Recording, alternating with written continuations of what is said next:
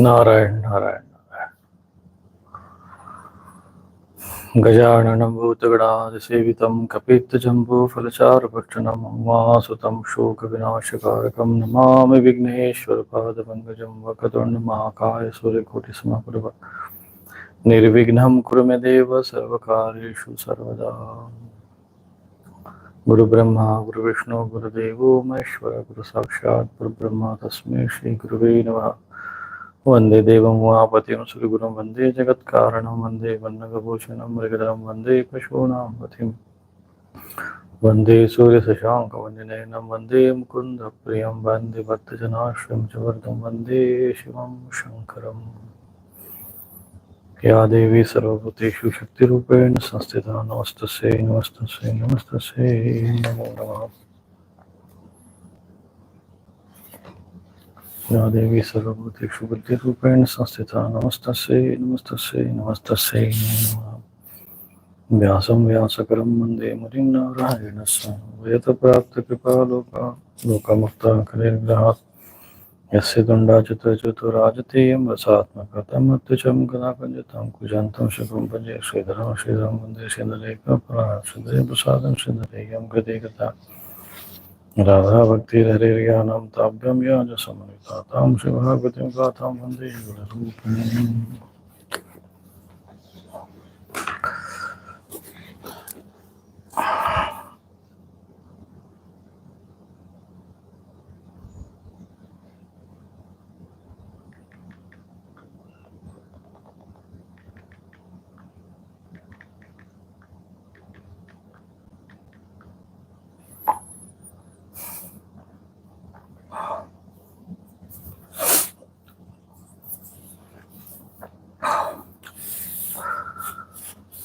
कल हम सभी श्रद्धालु राजा भरत जी का जो चरित्र है उसका श्रवण कर रहे थे।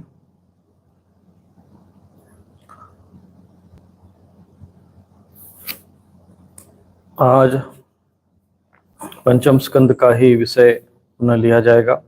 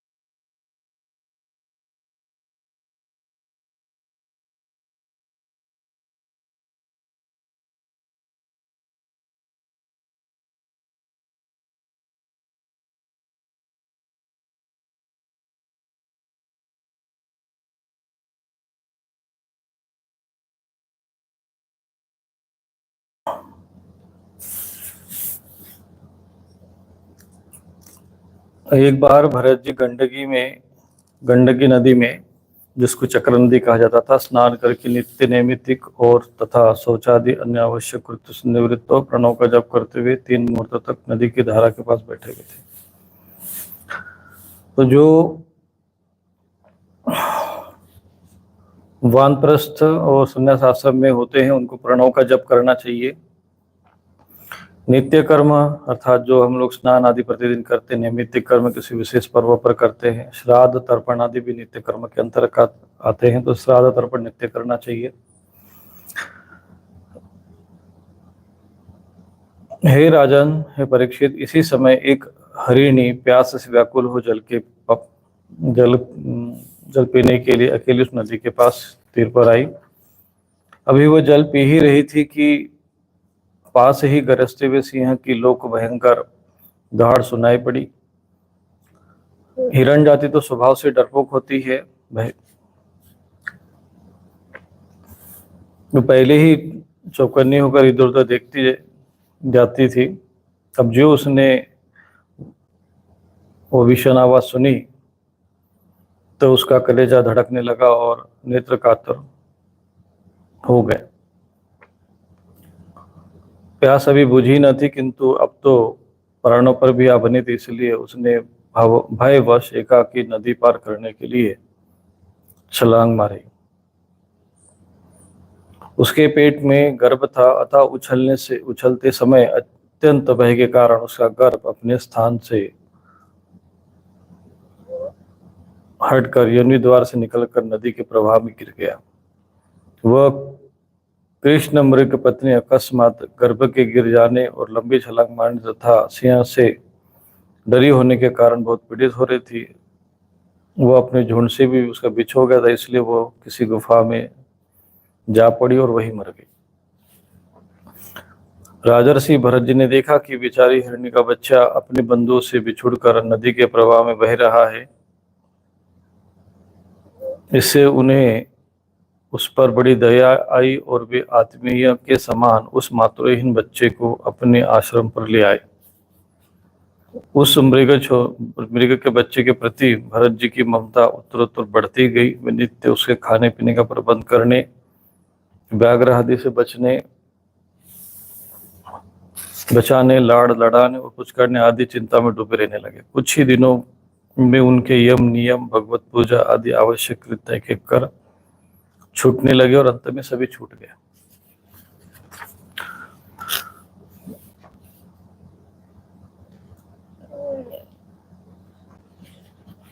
उन्हें वो ऐसा विचार करने लगे कि देखो कैसे खेद की बात है, इस बेचारे दीन मृग के बच्चे को काल चक्र के वेग ने अपने झुंड और बंधुओं से दूर करके मेरी शरण में पहुंचा दिया। ये मुझे ही अपना माता पिता, बंधु और यूथ के साथी संगी समझता है। इसे मेरे सिवा किसी का पता नहीं, अतः मुझ में इसके सिवा विश्वास भी बहुत है। मैं भी शरणागत की उपेक्षा करने में दोष है उसे जानता हूँ, इसलिए मुझे अब अपने इस आश्रित का सब प्रकार की दोष बुद्धि छोड़कर अच्छे से पालन पोषण प्यार दुलार करना चाहिए। निश्चय ही शांत स्वभाव और दीनों की रक्षा करने वाले परोपकारी सज्जन ऐसे शरणागत की रक्षा के लिए अपने बड़े से बड़े स्वार्थ की परवाह नहीं करते। इस प्रकार वो हिरण के बच्चे में आसक्ति बढ़ जाने से बैठते, सोते, टहलते, ठहरते, भोजन करते समय उनका चित्त उसके स्नेह पास में बंधा रहता। जब उन्हें कुश, पुष्प, समिधा, पत्र आदि फुला दिलाने होते तो भेड़ियों और कुत्तों के भय से वे उसे साथ लेकर वन में जाते। मार्ग में जहाँ तहाँ कोमल घास आदि को देखकर मुग्ध भाव से वो हिरण शावक अटक जाता तो वे अत्यंत प्रेम पूर्ण हृदय साथ दयावश उसे कंधे पर चढ़ा देते। तो इस प्रकार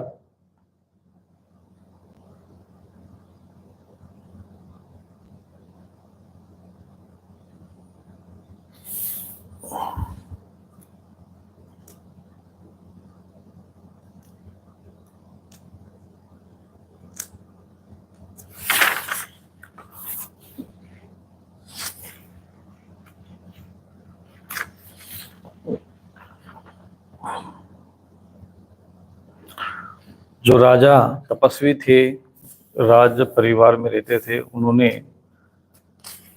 एकांत में रहकर तपस्या की और फिर यहाँ एक हिरणी के प्रति जो आसक्ति उसका वर्णन यहाँ आता है।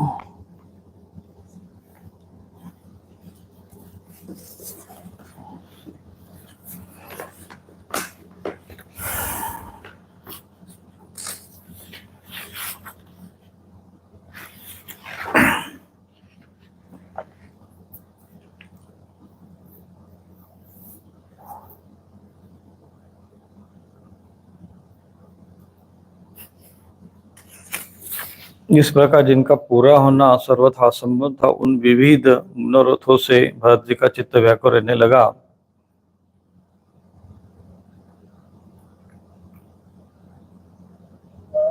और अपने मृग शावक के रूप में प्रतीत होने वाले प्रारब्ध कर्म के कारण तपस्वी भरत जी भगवत आराधन रूप कर्म और योग अनुष्ठान से च्युत हो गए। नहीं तो जिन्होंने मोक्ष मार्ग में साक्षात विघ्न रूप समझकर अपने ही हृदय में उत्पन्न दुस्तज पुत्र आदि को त्याग दिया, उन्हीं को अन्य जातीय हिरण शिशु में ऐसी आसक्ति कैसे हो सकती थी। इस प्रकार राजर्षि भरत विघ्नों के वशीभूत होकर योग साधन से भ्रष्ट हो गए और उस मृग छोने के पालन पोषण और लाड़ प्यार में लगे रहने के कारण अध्यात्म स्वरूप को भूल गए। इसी समय उनका जिसका टलना अत्यंत कठिन है, वह प्रबल वेगशाली कराल काल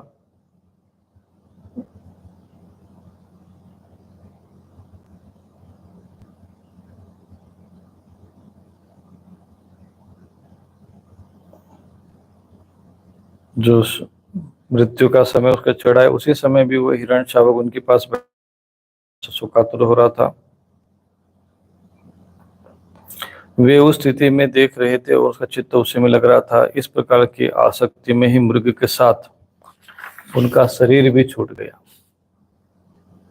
तदनंतर उन्हें अंतकाल में भावना के अनुसार अन्य साधारण पुरुष के समान मृग शरीर ही मिला, किंतु उनकी साधना पूरी थी, इससे उनके पूर्व जन्म की स्मृति नष्ट नहीं हुई। अन्य योनियों में भी पूर्व जन्म की भगवत आराधना के प्रभाव से अपने मृग होने का कारण जानकर भी अत्यंत पश्चाताप करते हुए कहने लगे, बड़े खेद की बात है कि मैं संयमशील महानुष्ठान के मार्ग में पतित हो गया। मैंने तो धैर्य पूर्वक सब प्रकार की आसक्ति छोड़कर एकांत और पवित्र वन का आश्रय लिया था। यहाँ रहकर जिस चित्त को मैंने सर्वभूतात्मा श्री वासुदेव में निरंतर उन्हीं के गुणों का श्रवण मनन और संकीर्तन करके और प्रत्येक पल को उन्हीं की आराधना और स्मरण आदि से सफल करके स्थिर भाव से पूर्णतया लगा दिया था, मुझ अज्ञानी का वही मन अकस्मात एक नन्हे से हिरण शिशु के पीछे अपने लक्ष्य से च्युत हो गया। इस प्रकार मृग बने हुए राजर्षि भरत के हृदय में जो वैराग्य भावना जागृत हुई, उसे छिपाए रखकर उन्होंने अपनी माता मृग को त्याग दिया और अपनी जन्मभूमि कालंजर पर्वत से वे फिर शांत स्वभाव मुनियों की प्रिय उसी शालिग्राम तीर्थ में, जो भगवान का क्षेत्र है, पुलस्त्य और पुलह आश्रम ऋषि के आश्रम पर चले गए। वहां रहकर भी वे काल की प्रतीक्षा करने लगे और आसक्ति से उन्हें बड़ा भय लगने लगा था। बस अकेला रहकर वे सूखे पत्ते और घास और झाड़ियों द्वारा निर्वाह करते हुए मृग योनि की प्राप्ति करने वाले प्रारब्ध के समय की बाट जो देखते रहे। अंत में उन्होंने अपने शरीर का आधा भाग गंडकी नदी में डुबाए रखकर उस मृग शरीर को छोड़ दिया। तो ये यहाँ पर भरत जी का जो वर्णन आ रहा है वो हमें समझना है, बहुत महत्वपूर्ण ये विषय है, क्योंकि श्रीमद् भागवत महापुराण का जो मूल उद्देश्य है,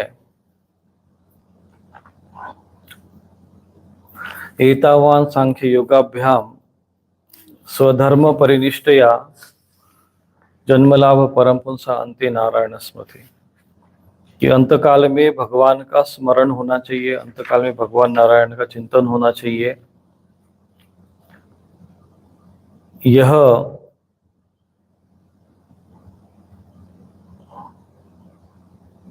लक्ष्य है जीवन का, और श्रीमद् भागवत महापुराण का भी जो विषय इसी पर ही केंद्रीभूत है। तो उसी से संबंधित ये राजा भरत जी का ये विषय आता है, आख्यान आता है कि एकांत मन में तपस्या करते हुए भी और समस्त प्रकार के राजपाट पुत्र स्त्री आदि जो आसक्ति के कारण माने जाने वाले जो विषय माने जाते हैं, बंधन माने जाते हैं, उन सबका त्याग करके भी उन्होंने वन का आश्रय लिया, वानप्रस्थ आश्रम में रहे, साधन की एकाग्रता से तपस्या कर रहे थे, साधना कर रहे थे। परंतु ऐसे महापुरुषों के जीवन में भी कभी कभी ऐसी बाधा आती है, और अंतकाल में ऐसा महापुरुष भी एक हिरणी के बच्चे के मुंह में फंस गया, उसमें आसक्त हुआ। माना कि उनका कोई भाव दूषित भाव नहीं था, क्योंकि वो बच्चा अपनी माँ के बिछोह से अलग हुआ था, उनसे उनके प्रेम और स्नेह से अछूता रह गया था, इसलिए उन्होंने उनका लालन पालन किया। वो उनका एक पुण्य कर्म ही था, स्वभाव ही था, साधु स्वभाव। उसके कारण उन्होंने उसका पालन पोषण किया, परंतु उसके साथ आसक्ति हो गई, और आसक्ति होने के कारण जैसा कि कहते हैं कि उनके भी शरीर का अंतकाल आया। उसी समय वह हिरण का बच्चा उनके पास बैठा शोकातुर हो रहा था, और उन्हीं में चित्त उनका लगा हुआ था, भरत जी का, और उन्हीं का चिंतन करते हुए उन्होंने शरीर त्यागा। तो यम यम वापि स्मरण भावम तिरेतंत्रि कलम वरम, जिस जिस भाव का स्मरण करते हुए हम शरीर छोड़ते हैं अंतकाल में, विशेष करके उस भाव को प्राप्त होते हैं।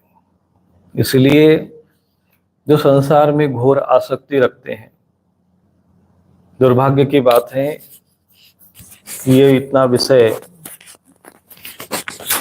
महत्वपूर्ण होने पर भी इसको हम गंभीरता से लेते नहीं हैं। भगवान की माया ऐसी प्रबल है, और जीव को भी अपने कल्याण की विशेष कोई कामना नहीं होती। सांसारिकता में ऐसा वो मोह ग्रसित हो जाता है कि एक दिन ये सब कुछ चीजें नष्ट होने वाली है, सब छूट जाने वाली है, फिर भी उसके प्रति परमात्मा की माया ही ऐसी है कि उसके प्रति ऐसी आसक्ति, ऐसा भाव बना रहता है कि वो उसी में ही और उसी को सब कुछ मानकर पूरा जीवन व्यतीत कर देता है। चलो ठीक है, कर्म का निर्वहन करना ही मनुष्य है। अपने मोक्ष के प्रयत्न करना, अपनी मुक्ति चाहना, क्या ये हमारे जीवन का लक्ष्य नहीं है? ये मानव शरीर प्राप्त करने का उद्देश्य नहीं है? वास्तव में उद्देश्य तो यही मनुष्य शरीर है। भोग, संसार, विलासिता, सुख दुख, ये सब तो किसी भी अन्य योनि में भी भोगे जा सकते हैं, परंतु भगवान की भक्ति, साधना, तपस्या, उपासना और अपने मोक्ष के लिए प्रयत्न करने के लिए केवल एकमात्र शरीर, ये मानव शरीर होते हुए भी हम इसी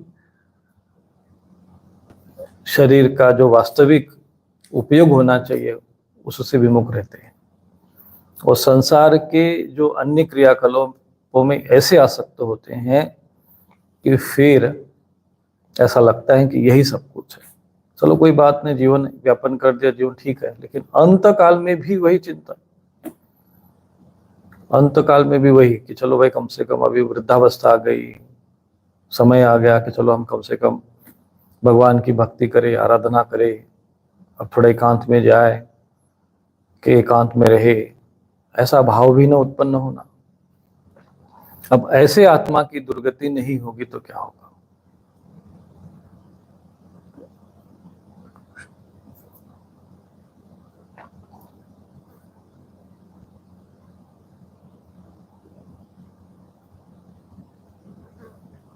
इसीलिए ये जो विषय है यहाँ पर जो आया हुआ है, ये अत्यंत महत्वपूर्ण है, और इतना महत्वपूर्ण है कि अगर ये विषय अगर किसी ने गंभीरता से समझा नहीं,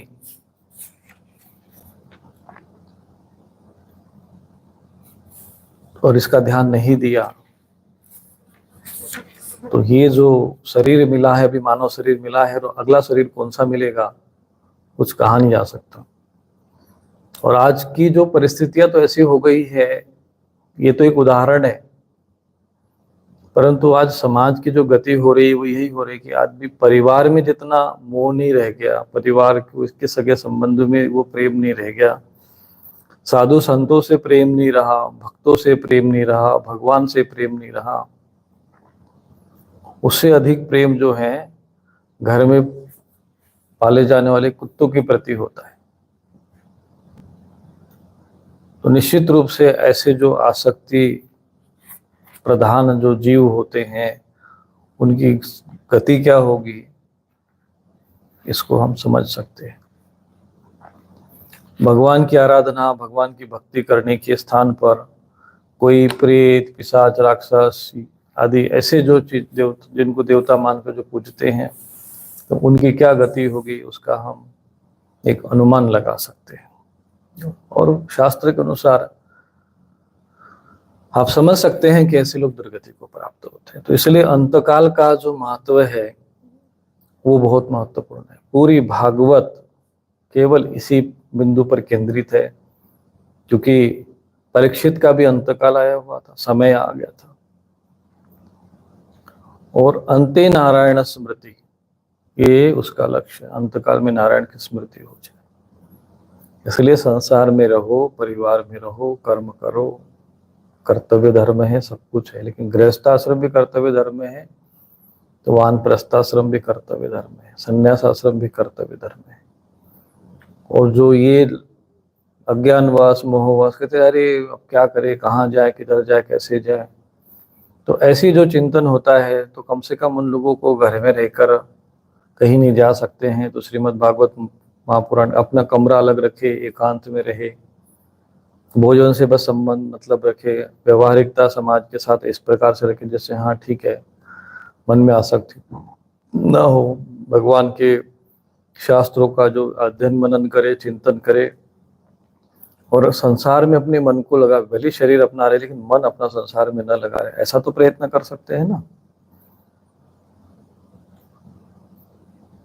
और यदि वो भी न किया जाए तो भाई किस लिए मानव शरीर मिला है।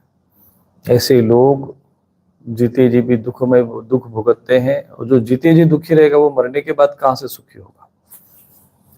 अब घबरा के कहते हैं कि मर जाएंगे, और मर के भी चैन न मिला तो किधर जाएंगे। अगर मान लो कि कोई डर के मारे परेशान हो जाता है, कष्ट में होता है, तो कहते हैं कि चलो मर जाएंगे तो सारे पिंडों से छुटकारा मिल जाएगा। कहाँ से छुटकारा मिलेगा। जो चित्त है, जो अशांत चित्त है, वो तो वहां पर भी साथ में रहेगा। सुख दुख का अनुभव तो चित्त में होता है ना, शरीर में तो होता नहीं है। लेकिन अज्ञानता के वश जो है हम लोग शरीर को ही दुख जो है कारण मानते हैं। सुख दुख का कारण जो होता है वो हमारा चित्त होता है। बाह्य व्यवहार, बाह्य चीजें, बाह्य व्यक्ति,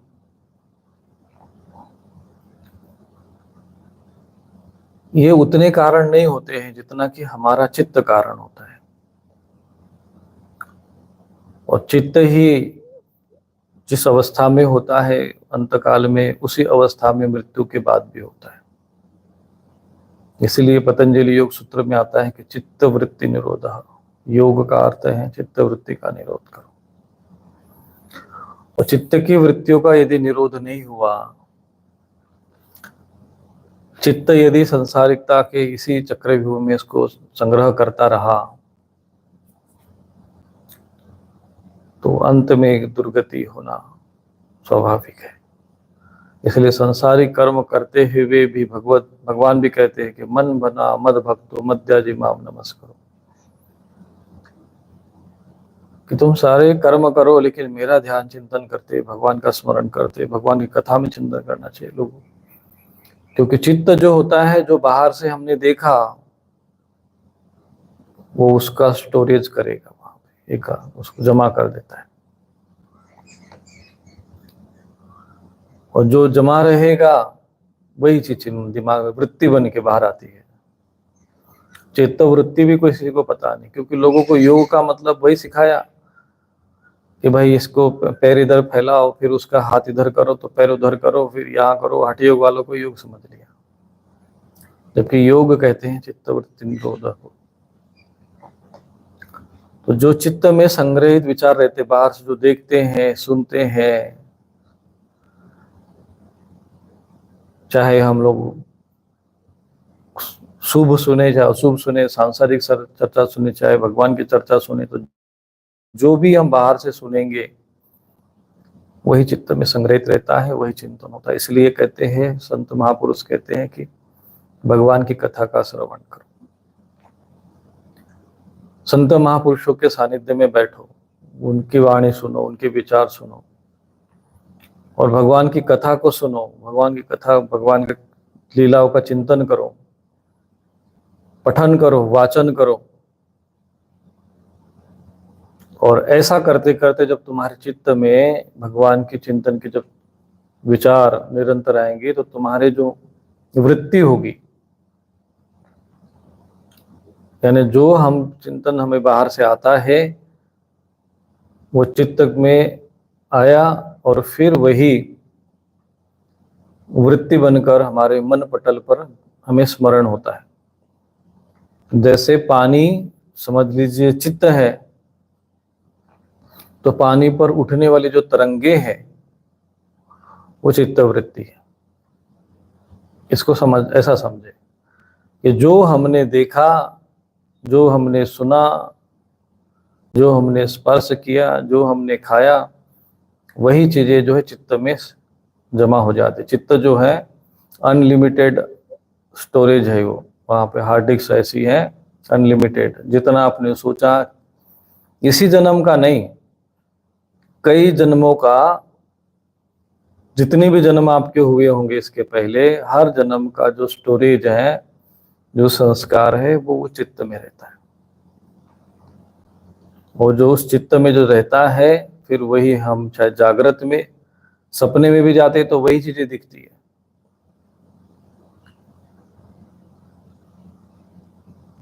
और वही चीजें हमें भी लगता है सपने में ये आ रहा है, सपने में ये दिख रहा है, सपने में वो दिख रहा है। तो सपने में जो दिख रहा है, कुछ भी दिख रहा हो, चाहे जागृत में तुम्हें स्मरण आ रहा हो, चिंतन आ रहा हो। कुछ लोग होते हैं खड़े रहते हैं मंदिर में, चिंतन और कुछ चल रहा है, बैठे हैं घर में, चिंतन और कुछ चल रहा है। तो इसका अर्थ ये है कि तुम्हारे चित्त में जो वृत्तियां है वो निरंतर चलती रहती है।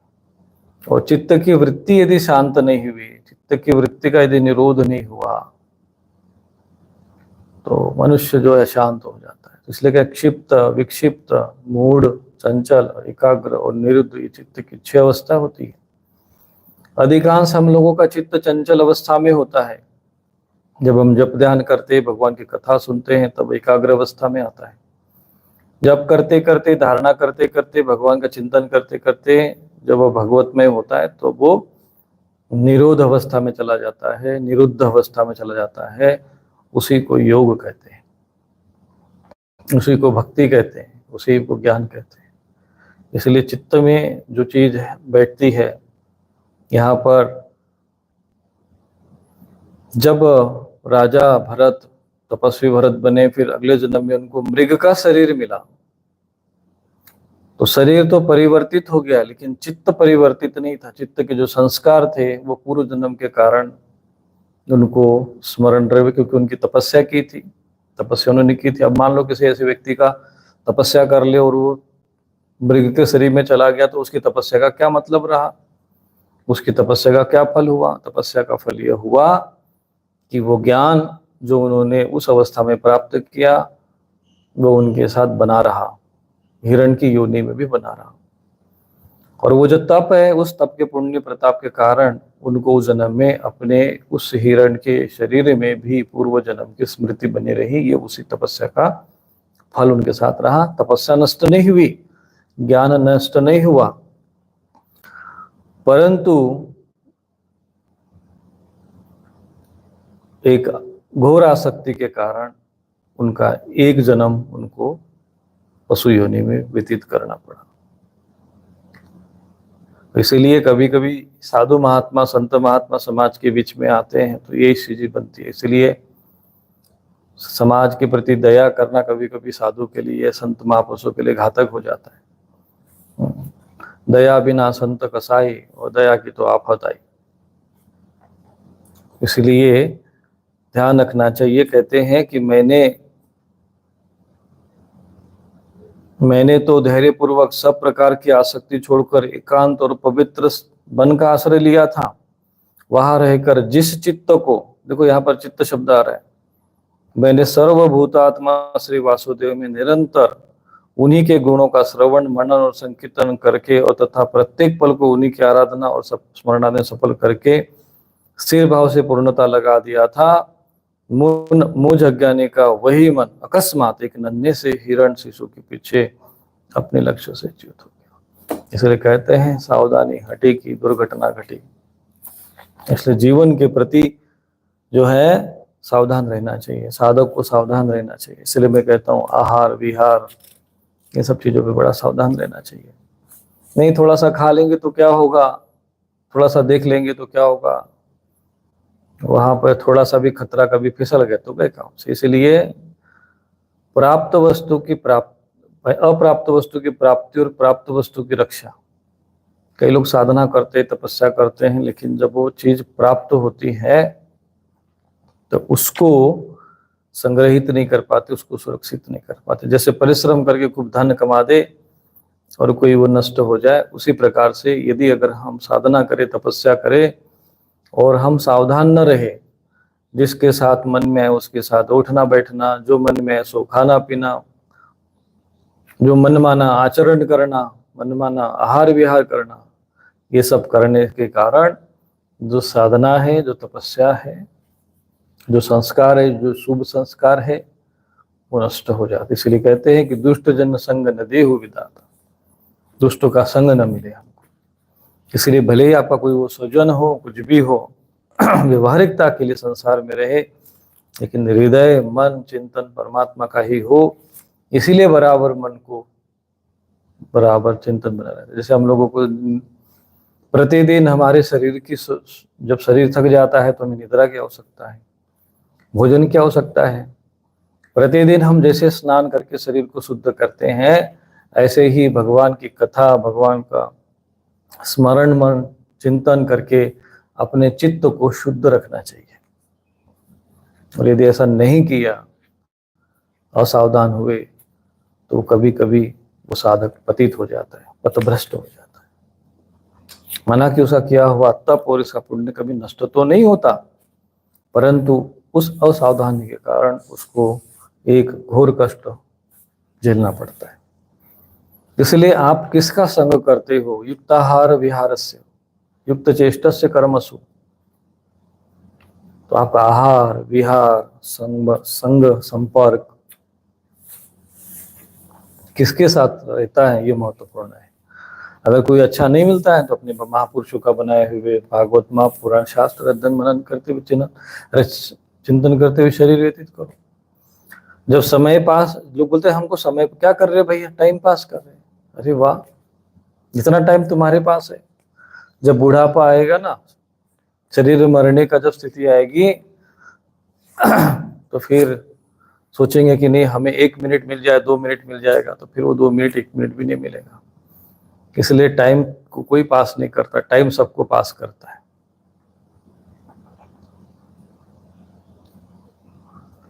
समय कोई पास नहीं करता, लेकिन जीवन नष्ट चला जाता है, जीवन व्यर्थ चला जाता है।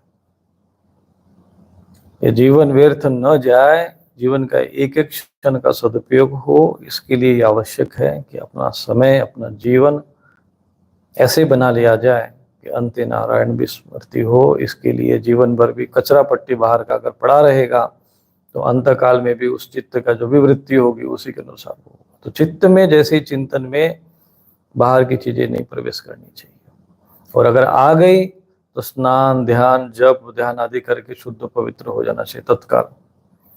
ऐसा यदि लगता है कभी आ जाए हमारे साथ में भी, देखो बाहर के लोग आते हैं तो हमारे भी शरीर मन बुद्धि पर प्रभाव पड़ता है। इसलिए लोग कहते हैं महाराज आप लोगों से क्यों नहीं मिलना चाहते हैं? इसलिए नहीं मिलना चाहते।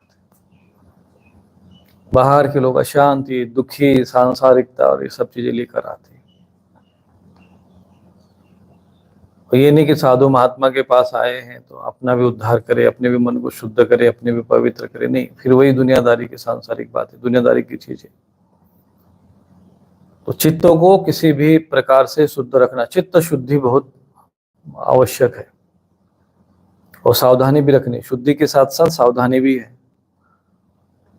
आप प्रतिदिन सोते हो तो घर में अपना सुरक्षा के लिए घर की सुरक्षा कैसे रखते हो? आप ध्यान से दरवाजा बराबर बंद करके तब सोते हो। ऐसे ही हमारा चित्त जो है शुद्ध है कि नहीं है, मन में कहीं कोई अशुभ वासना, अशुभ चिंतन कोई प्रवेश तो नहीं कर गया है, कि बराबर इसका ध्यान रखना चाहिए। और यदि नहीं रखा तो राजा भरत जी जैसे बड़े त्यागी तपस्वी महापुरुष की भी दुर्गति हो सकती है, तो आम मनुष्य की क्या स्थिति होगी। इसलिए जो लोग अपने चित्त का ध्यान, घर संभालने का ध्यान रखते हैं, संपत्ति संभालने के लिए दिन रात परिश्रम करते हैं, दुनिया संभालने के लिए खूब प्रयत्न करते, परंतु अपने चित्त को नहीं संभाल पाते। इसलिए चित्त शुद्धि के लिए नित्य श्राद्ध, तर्पण, ये सब कर्मकांड भी करते रहना चाहिए, जिससे कि हमें अपने दिव्य लोगों के साथ संपर्क हो। क्योंकि तर्पण करते हैं तो तर्पण करते समय ऋषि मुनि और देवताओं का आह्वान होता है, उनका संसर्ग मिलता है। यज्ञ करना चाहिए, यज्ञ के बहाने जब हम आह्वान करते देवताओं का, तो उनके संघर्ष से हमारा चित्त की शुद्धि होती है। भगवान के मंत्र का जप करना चाहिए, क्योंकि उससे चित्त की शुद्धि होती है। और सात्विक आहार करना चाहिए, बाहर का गलत व्यक्ति के हाथ का बनाया हुआ बाहर का चीजें जहाँ तहाँ होटल में गए जहाँ चाहो खा लो, जहाँ चाहो सो लो, ये सब नहीं होना चाहिए। यहाँ तक आप निद्रा भी जाते हैं तो अपने वस्त्रों का भी ध्यान रखा करो। अब जो वस्त्र पहनते हैं तो अपना शुद्ध होने चाहिए, किसी के दूसरों के वस्त्र नहीं पहनने चाहिए, दूसरों की वस्तु या दूसरे की कोई भी चीजें अपने को नहीं ग्रहण करनी चाहिए, क्योंकि इससे कुछ चीजें दूषित होती है। आहार करते समय में भी बड़ा सावधानी रखनी चाहिए। इसलिए कहते हैं अधर्म और पाप की वस्तु नहीं लेनी, ग्रहण करनी चाहिए, क्योंकि उसके साथ उसकी चित्त की तरंगे जो मन को है अशुद्ध करती है, चित्त की अशुद्धि होती है। और जब चित्त अशुद्ध होता है, चित्त जब अशांत होता है, तो फिर कई लोग तो उस इतनी अशांति होती है, इतना टेंशन, इतना तनाव होता है, इतने विचार फालतू के आते हैं, तो आदमी पागल होता है। ऐसे ही लोग ये प्रेत पिशाच और उपासना करते हैं, तो इन प्रेत पिशाचिक जो मैं इसलिए कहता हूँ राक्षसों की और प्रेत पिशाचों की उपासना मना करते हैं। क्यों करते हैं? ये जो तुम लोग, तुम्हारे पूर्वज मर जाते हैं और तुम उनकी पूजा करते हो संपर्क, तो वो तुम्हारे चित्त के संपर्क में आते हैं, क्योंकि वो सूक्ष्म शरीर में होता है, तो उनका चित्त भी अशांत रहता है प्रेत योनि में रहने के कारण। पूर्व जन्म कर्म अच्छे नहीं किए इन्होंने, इसलिए इन प्रेतों की उपासना नहीं करनी चाहिए, प्रेतों के संपर्क में नहीं रहना चाहिए, क्योंकि वो भी जो है विक्षिप्त जो चित्त वाले जो आत्माएं होती हैं वही प्रेत योनि को प्राप्त होती है। जो अशांत चित्त वाली जो आत्माएं होती है वही प्रेत योनि को प्राप्त होती है। इनकी उपासना, इनकी आराधना नहीं करना चाहिए। पितरों की उपासना करते तो दिव्य पितरों के तर्पण होता है उसमें, जिनका चित्त जो है शुद्ध हो, पवित्र हो, ऐसे संत महापुरुषों का संग करना चाहिए, ऐसे स्थानों पर नहीं जाना चाहिए। और विशेषकर बच्चों के चित्तों की सुरक्षा करनी चाहिए। आजकल छोटे छोटे बच्चों को मोबाइल दे दिया जाता है कि चल भैया कम से कम रोए रहा है तो शांति से नहीं, तो वो सब देखेगा तो सब उसके चित्त में जो जो चीज संग्रहित होगी वही चीज फिर वो उसके व्यवहार में और आचरण में लगती है। जैसे चित्त में संग्रह रहता है वैसे ही फिर उसकी वृत्तियां बाहर आकर कर्म करती है। चित्त में जो वृत्ति आती हैं वही मन में संकल्प बनता है, और मन जैसा संकल्प करता है वैसे ही इंद्रिया उसके वो कर्म में परिणतित कर देती है। इसलिए चित्त क्या है? एक प्रकार से बाहर की चीजें हमारे इसमें लाना, फिर उसमें वृत्ति उठना, और फिर वो वृत्ति जो है मन में जाती है और मन इंद्रियों को प्रेरित करता है कर्म करने के लिए वही। और फिर जब इंद्रिया कर्म करती, क्रिया करती है, उसी को हम कर्म कहते हैं।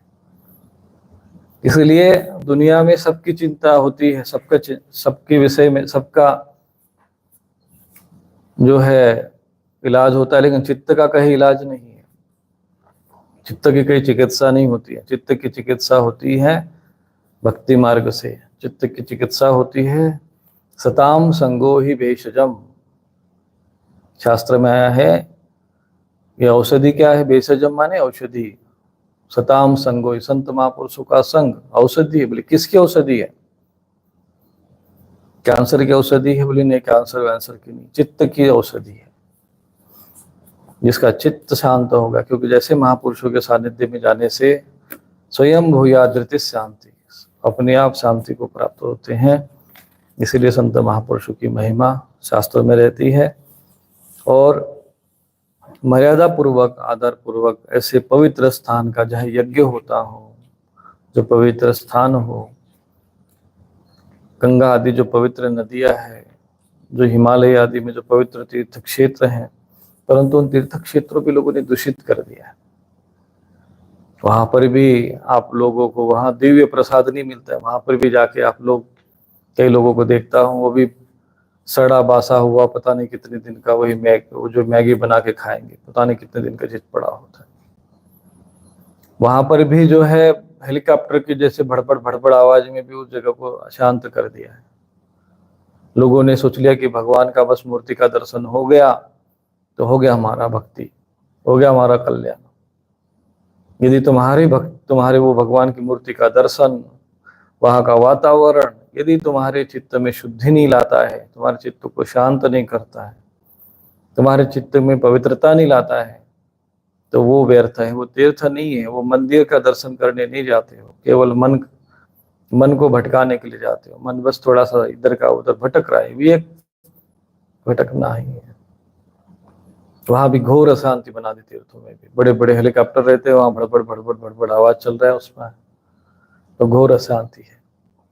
माइक पे खूब चिल्लाते रहते हैं, सोचते कि हमारे भजन हो रहा है। सब चित्त की अशांति जिसके मन में रहती है, ये सारी भक्ति नहीं है।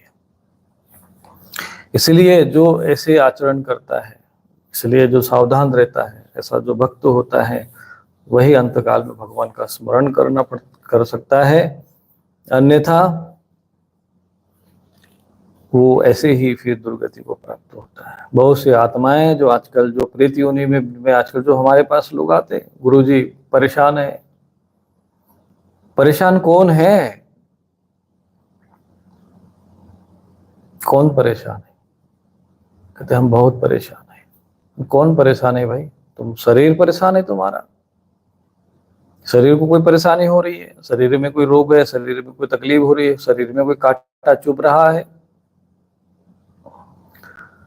शरीर में कोई त्रिशूल चुभ रहा है, शरीर में कोई कष्ट हो रहा है। बोले शरीर में कोई कष्ट नहीं। कहाँ कष्ट हो रहा है? ये परेशानी कहाँ हो रही है? ये परेशानी का केंद्र बिंदु कौन है?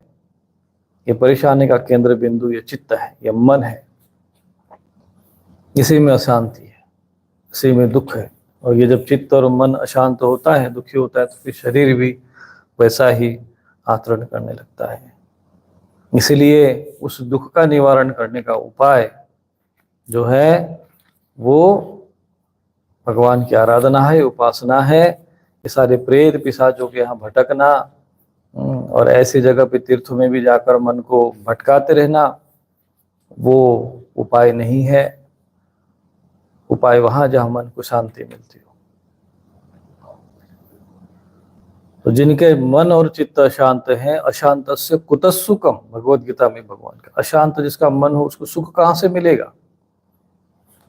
न उसको सुख यहाँ मिलना है और न फिर परलोक पर मिलना है। मरने के बाद भी किसी को सुख नहीं। अब घबरा के कहते मर जाएंगे, और मर के भी चैन न मिला तो किधर जाएंगे? इसलिए इन राक्षस प्रेत पिशाचों को नहीं, भगवान को पूजो। लोग अपनी कामनाओं के वशीभूत होकर प्रेतों को पूजते हैं, राक्षसों को पूजते हैं, पिशाचों को पूजते हैं, कहते हमारा कार्य सिद्ध हो जाता है। ऐसा नहीं है। भौतिक कामनाओं के वशीभूत होकर, वासनाओं के वशीभूत होकर मन को जितना भी भटकाओगे, छल और कपट का सहारा लेकर बहुत कुछ संग्रह भी कर लोगे, तो तुम्हारा चित्त तुमको तुम्हारा ऐसा अशांत हो जाएगा कि चित्त ही तुम्हारे लिए तुम शत्रु तुम्हारा बनकर, आत्मे वो है आत्मना बंध्यो आत्मरिपुरात्मा, तुमको एक क्षण भी सुखी नहीं रहने देगा। क्योंकि सुख और दुख का अनुभव शरीर को नहीं, मन को होता है, चित्त को होता है। चित्त में अगर आपने जो संग्रह किया होगा, तो चित्त अगर जिसका शांत होता है, चित्त में अगर शुद्धता रहती है, चित्त में पवित्रता रहती है, तो बाहर की वस्तु, ये बाहर की चीजें उतने उसको प्रभावित नहीं करती है। और यदि चित्त अगर जिसका अशांत है, वो कितनी भी बड़ी बाहर से एसी चल रही, ठंडी हवा चल रही, लेकिन अंदर तो चित्त में तो गर्मी पड़ रही है, चित्त तो अशांत है, तो कहाँ से सुख मिलेगा? वो एसी भी सुख ही नहीं देगा। करोड़ों रुपए घर में पड़े हैं, लेकिन मन में चित्त अशांत है, चित्त में जो है दूषितपन है, तो वो सारे रुपए उसके लिए व्यर्थ हो जाएंगे। जैसे घर में किसी का शव, स्वजन का शव पड़ा हो तो भोजन अच्छा नहीं लगता है, सारी सुख सुविधा, इसलिए चित्त का ध्यान रखो। चित्त की सुरक्षा करना बहुत आवश्यक है, चित्त का ध्यान रखना बहुत आवश्यक है। तो भगवान यहाँ पे भरत जी कहते कि मैंने जिस चित्त को लगा दिया था भगवान में, वही अकस्मात एक नन्हे शिशु की तिलक से च्युत हो गया, इसलिए सावधान रहना चाहिए। इसलिए बहुत से लोग साधना करते, तपस्या करते, फिर कुछ समय के बाद उनको वो थोड़ा साधना के प्रति रुचि कम हो जाती है। इसलिए सावधानी रखना चाहिए, सावधानी ही हटी की दुर्घटना, सावधानी साधना, हमने कई बार समझाया है इस बात को। और इसलिए हम आपको कवच बताते हैं, रक्षा कवच करो, सुरक्षा कवच करो, थोड़ा सा यज्ञ आदि करके। जो यज्ञ करने से क्या होता है, उन मूढ़ और मूर्खों को पता नहीं है, वो कहते यज्ञ करने से क्या होता है, वही सब अग्नि में घी को नष्ट कर देते। अरे मूर्खों, वो घी जो है अग्नि में नहीं नष्ट होती है, वो घी जो है वो सूक्ष्म बनकर तुम्हारे चित्त की शुद्धि करती है, तुम्हारे चित्त की पुष्टि करती है, तुम्हारे चित्त के मल दोष और पाप को नष्ट करती है। वो यज्ञ की अग्नि, वो हवन की अग्नि, वो सूक्ष्म होकर वो घी जो है, वो सामग्री है, वो तुम्हारे चित्त को, मन को, सूक्ष्म शरीर को शुद्ध और पुष्ट करती है, और इसलिए वो सुख को प्राप्त होती है। इसलिए आपने देखा होगा कि जब हम हवन करते हैं, यज्ञ करते हैं, तो हमारा मन कैसे प्रसन्न होता है, लेकिन उसके लिए शुद्ध हवन सामग्री चाहिए। गाय का देसी घी करके विदेशी गाय का घी बेचने वालों को समझना चाहिए कि समाज के साथ ऐसा छल न करें। देसी गाय का घी होना चाहिए। गाय भी कैसे होनी चाहिए? प्रसन्न गाय होनी चाहिए, जो बंदी हो, कष्ट वाली गाय हो, ऐसे गाय का अगर आप दूध और घी अगर उसमें कोई मिलता है तो वो शांत करेगा। इसलिए मांस आदि आहार नहीं करना चाहिए, क्योंकि उसके द्वारा चित्त में जो उस आत्मा के दुख और अशांति के जो संस्कार होते हैं उस मांस के अंदर रहते हैं। ये सूक्ष्मता का जो ध्यान नहीं देता है वो फिर उसका चित्त अशांत होता है। हर किसी के हाथ का भोजन इसलिए नहीं करना चाहिए क्योंकि उस भोजन में भी चित्त के संस्कार उसमें आ जाते हैं। दृष्टि, किसी की अशुभ दृष्टि पड़ती है तो जो नजर लगती है जो किसी को, तो क्या होता है, दूषित दृष्टि उसके चित्त को दूषित कर देती है। ये सूक्ष्म विज्ञान है।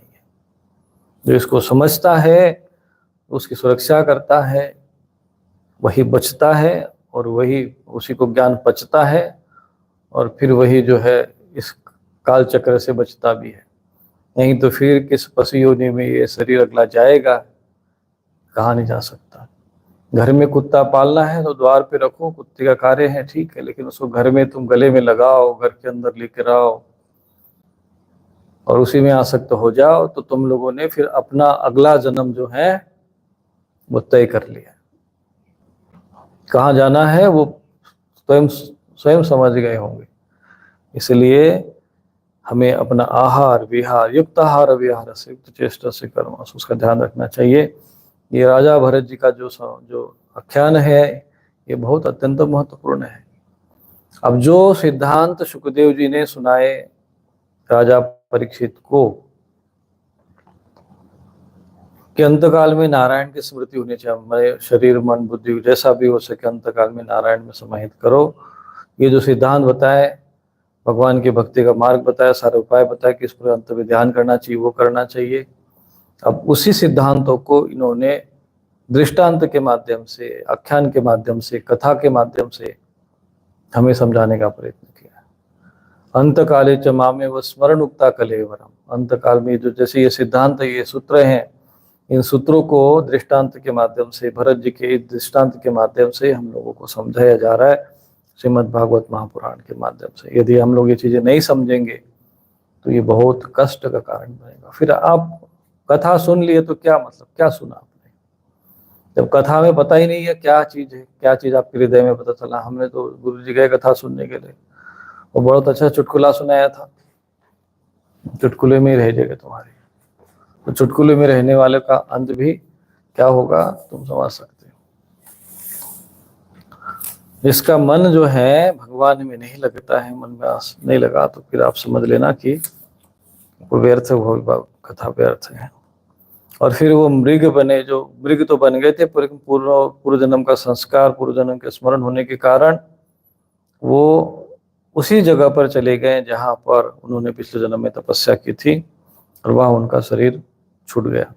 ऐसे कई आपने देखा होगा, कोई पशु जो है आता है और वो मंदिर की परिक्रमा कर रहा है, तो ये वही लोग होते हैं जो गलती से भगवान का भजन करते समय में किसी बैल का चिंतन करते। भाई भगवान के भक्त तो हो, अंत काल में बैल के चिंतन, भाई थोड़ा सा ज्यादा शरीर छूट रहा है और चिंतन भैंस का चल रहा है, भाई मैं तो जा रहा हूँ, थोड़ा भैंस का ध्यान रखना। तो कहाँ जा रहे हो? बोले कहीं नहीं जा रहा है, वो भैंस बन के तुम्हारे घर आ रहा है। जा रहा है, मेरे थोड़े डॉगी का ध्यान रखना। बोले तो कहीं नहीं जा रही हो, तो डॉगी बन के वही वापस आएगी, फिर बिल्ली बन के वापस आएगी। तो प्रेम किससे होना चाहिए, स्मरण किसका करना चाहिए, चिंतन किसका करना चाहिए? जहां जाना वही यादृशी भावना ऐसे सिद्धि भवती तादृशी। कुत्ता बिल्ली बनने का अगर शौक है तो बनो भी, करो उन्हीं से प्रेम। और भगवत धाम जाना है, भगवत चिंतन करना है, क्योंकि शरीर तो छूटेगा। तुमको ये कथा मरने के बाद कहाँ जाएंगे, किधर जाएंगे पता नहीं है, क्योंकि आए कहाँ से वो ही नहीं पता है, तो जाओगे कहाँ वो कहाँ से पता होगा। परंतु ये पता जहां बताया गया है, उस शास्त्र की बात मान लो, संत महापुरुषों की बात मान लो, तो इसमें यहाँ पता दिया हुआ है। जैसे कोई टेलीफोन डायरेक्टरी या एड्रेस डायरेक्टरी होती है ना, बताती, तुम्हें पता अगर नहीं पता हो तो हम डायरेक्टरी में खोजते हैं कि कहाँ है भाई, नंबर कहाँ है, किसी का पता कहाँ है, तो डायरेक्टरी में खोजते, इंटरनेट पे खोजते, गूगल मैप खोजते, कहाँ जाएगा भाई। तो ये तुम्हारा गूगल मैप है, भगवत महापुराण। कहाँ जाओगे मरने के बाद बताएगा तुमको। तो जो चीज तुम लोगों चिंतन करते हो, मनन करते हो, वही चिंतन। इसलिए भगवत गीता की ये सूत्र कितने महत्वपूर्ण है, कितना गूढ़ ज्ञान है ये, लेकिन ये विषय उस रूप में समझाया नहीं जाता। इसलिए संसार में चाहे अब बिल गेट्स हो गया, चाहे वो कोई बहुत बड़े पैसे वाले हो गए, अडानी अंबानी भी हो गए, खूब धनवान कमा लिए, अगर इनका चित्त यदि भगवान में नहीं लगेगा तो क्या होगा इनका फिर? क्या ये दुर्गति से इनका धन बचाएगा? इनको नहीं बचाएगा, क्योंकि धन तो आपने संग्रह कर लिया, धन का तो बचाया खूब, धन का तो चित्त को नहीं बचाना। चित्त का ध्यान कहाँ दिया? शरीर का ध्यान नहीं दिया, चित्त ही खराब तो ध्यान है, फिर शरीर भी खराब। मन होता है, कुछ तो होता है शरीर की आवश्यकता, और एक होती मन की वासना। मन की वासना तो पूरी होती नहीं, शरीर की भूख तो पूरी हो जाती है, मन की भूख पूरी कभी नहीं होनी है। इसलिए संग बहुत महत्वपूर्ण है। इसलिए कपिल जी ने अपनी माता को जो उपदेश देते समय संत महापुरुषों के संग की बात कही थी कि जिस संग को विवेकी जन आसक्ति और बंध का कारण मानते हैं, वही संग और वही आसक्ति यदि संत महापुरुषों में होती है, भगवान में होती है, भगवान के स्वरूप में होती है, इष्ट में होती है, तो वही आसक्ति, वही मन तुम्हारे मोक्ष का कारण बन सकता है। ये सरल सूत्र है।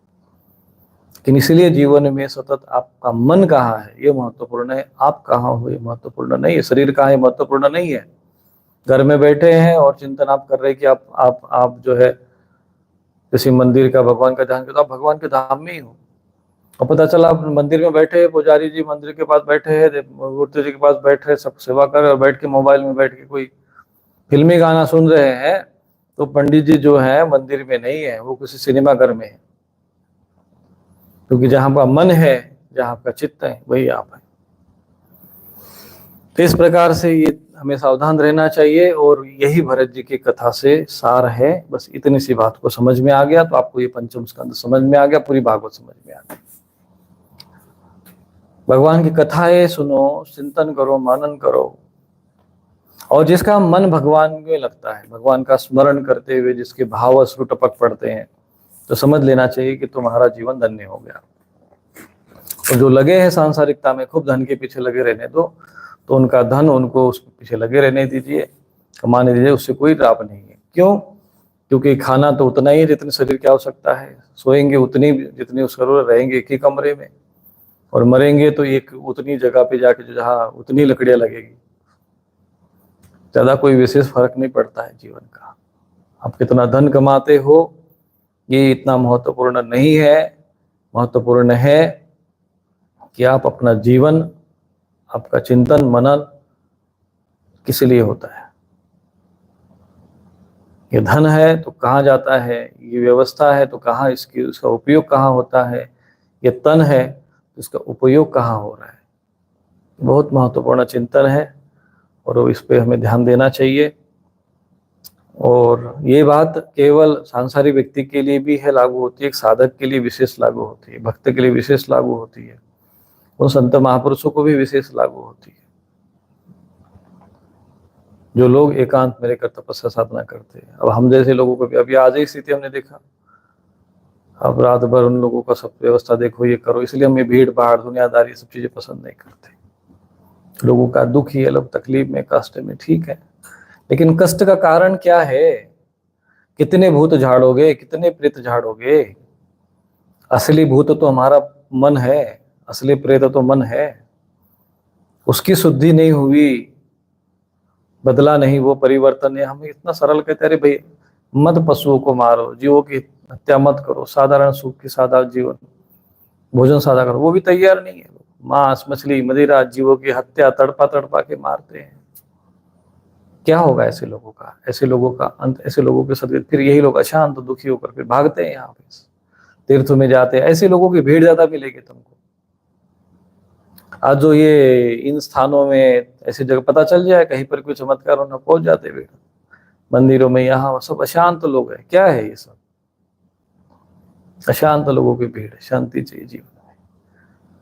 आदमी के पास खूब संपत्ति हो, खूब हो, और फिर अगर उसको शांति न मिले तो वो टेंशन तनाव, तो कहता भाई सब छोड़ो, सब बेकार है, मन को शांति मिले, कहीं शांति से जीवन जी सके।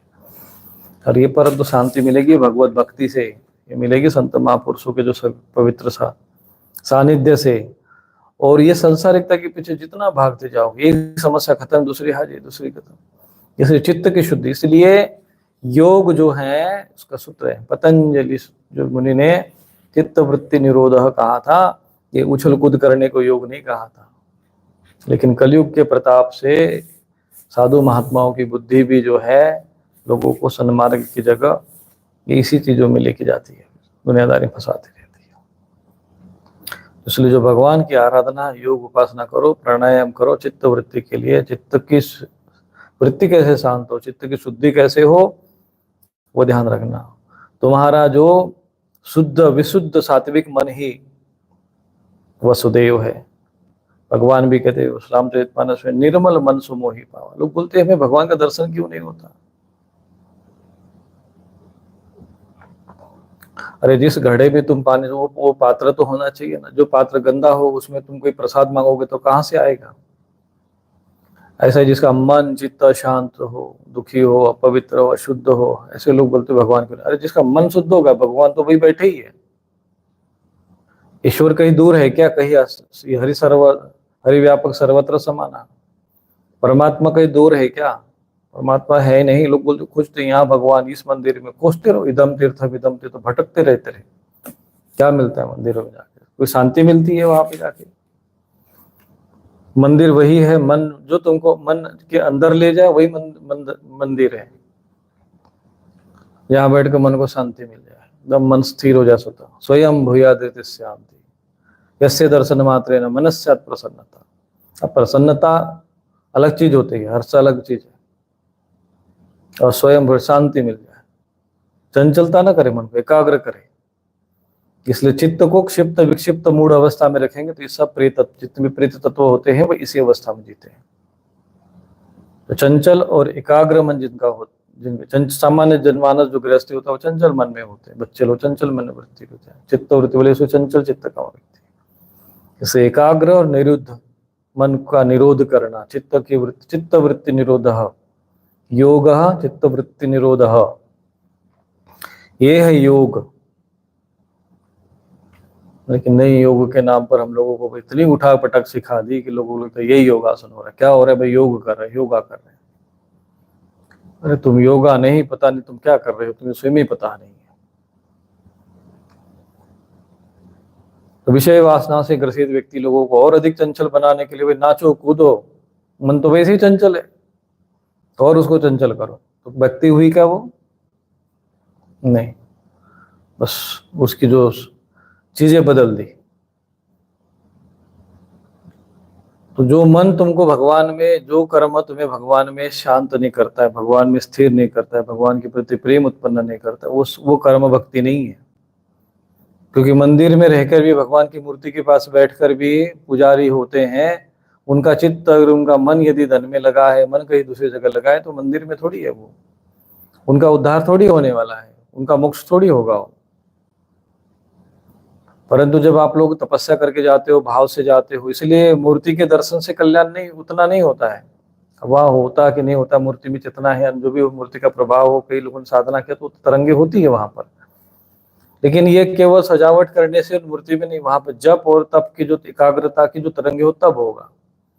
बाह्य चीजों से क्या है, भगवान को सजा बोले, सजा दिया, ये कर दिया, उससे क्या मन चंचल होगा, हाँ ठीक है, दर्शन होगा, शांति मिलेगा, हाँ बस हो गया, फिर गए होटल में खाने लगे, क्या भक्ति हुई? ये सब से भक्ति के नाम पर तमाशा है। जो जो चीजें तुमको एकाग्र वो नहीं करती है, चित्तवृत्ति का निरोध नहीं होता है, तो वो सब व्यर्थ है।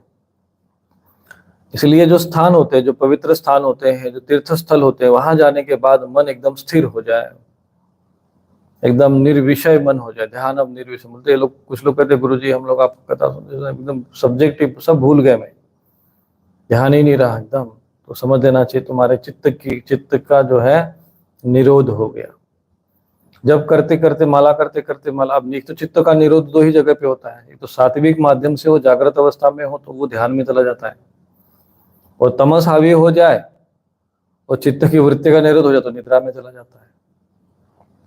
अच्छा एक काम करो, आपको सब किसी व्यक्ति को बोल दो, बहुत तुमको 10 करोड़ 50 करोड़ दिया जाएगा, तुमको बस केवल 1 महीना सोना नहीं है, 10 दिन ही बोल दो उसको, 1 करोड़ तेरे को मिलेगा, 10 दिन सोना नहीं है, क्यों भाई? निद्रा की कितना? बोले नहीं भाई, नींद के बिना तो मैं नहीं रह सकता। भाई नींद की कीमत कितनी है तुम्हारी? नींद, निद्रा जो है कितनी महत्वपूर्ण है। प्रतिदिन निद्रा में जाते इसलिए हमें निद्रा की कीमत नहीं समझ में आती। जिनको नींद नहीं आती उनको पूछो नींद की कीमत क्या है। टैबलेट खाते, दुनिया भर की चीजें दवाई खाते हैं, नींद नहीं आ तो पागल होकर घूम जाएंगे। क्योंकि चित्त की वृत्ति शांत होना बहुत जरूरी है। ये चित्त की वृत्ति यदि शांत नहीं हुई तो जो तमस के द्वारा, तामसी शक्ति के द्वारा, तमस के द्वारा जो चित्त की वृत्ति शांत होती है उसको निद्रा कहते हैं। और सत्व के द्वारा, सात्विक आहार विहार योग जब ध्यान के द्वारा जो चित्त की वृत्ति शांत होती है तो उसको ध्यान कहते हैं। और ध्यान और निद्रा दोनों ही कहो, क्योंकि दोनों कारण शरीर में चले जाते हैं। तो ये चीज समझना है। इसलिए ये जीवन में ये बहुत महत्वपूर्ण ये विषय होते हैं, इसको समझे बिना आप समझ भी एक इतना लोगों के मन में विचार आता है कि इतने बड़े राजा, सब कुछ होने के बाद, तपस्वी होने के बाद, माना कि उनकी तपस्या का तब तो नष्ट नहीं हुआ क्योंकि पूर्व जन्म की स्मृति रही, और ज्ञान नष्ट नहीं हुआ क्योंकि वो हिरण के शरीर में भी जो उनको आत्मज्ञान बना रहा, उसके लिए उनको अलग से अगले जन्म में तपस्या नहीं करनी पड़ी, तो तप और ज्ञान नष्ट नहीं हुआ। लेकिन एक शरीर तो योनि बढ़ गई ना।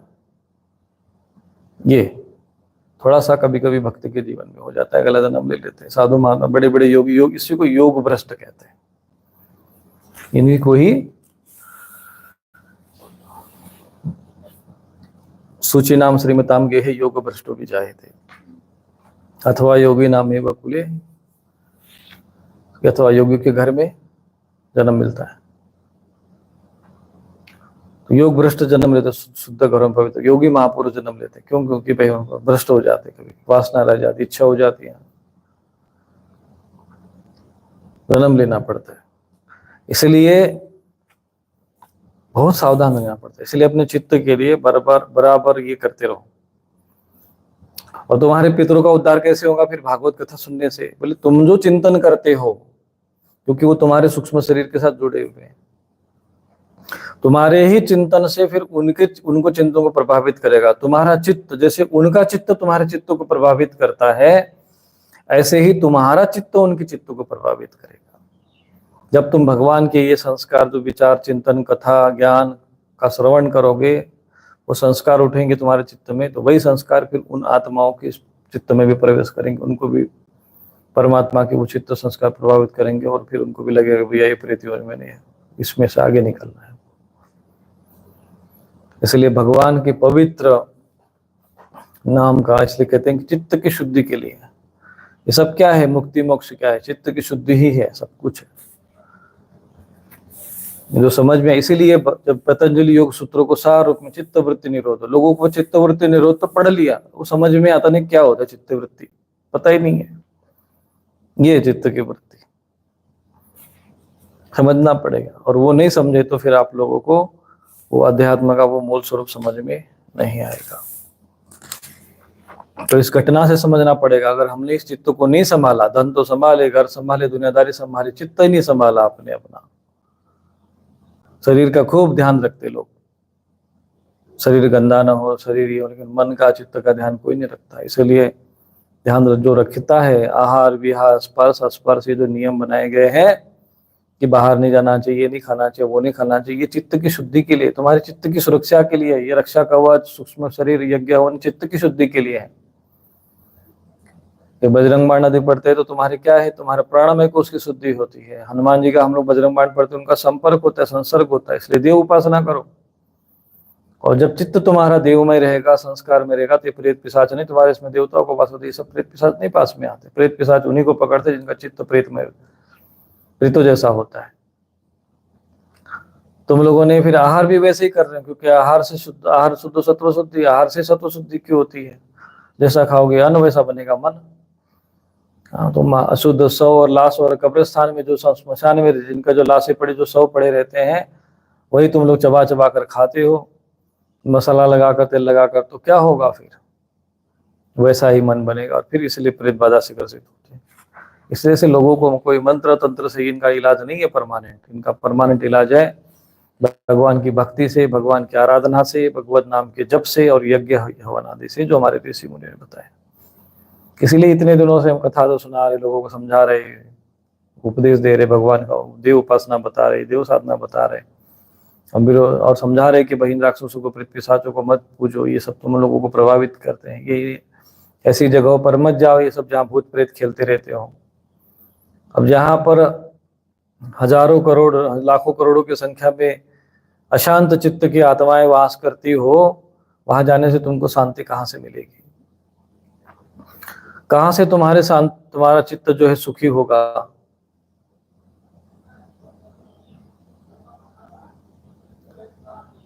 इसलिए ये चीज को समझना पड़ेगा कि चित्त की शुद्धि ही महत्वपूर्ण है। चित्त की शुद्धि नहीं होगी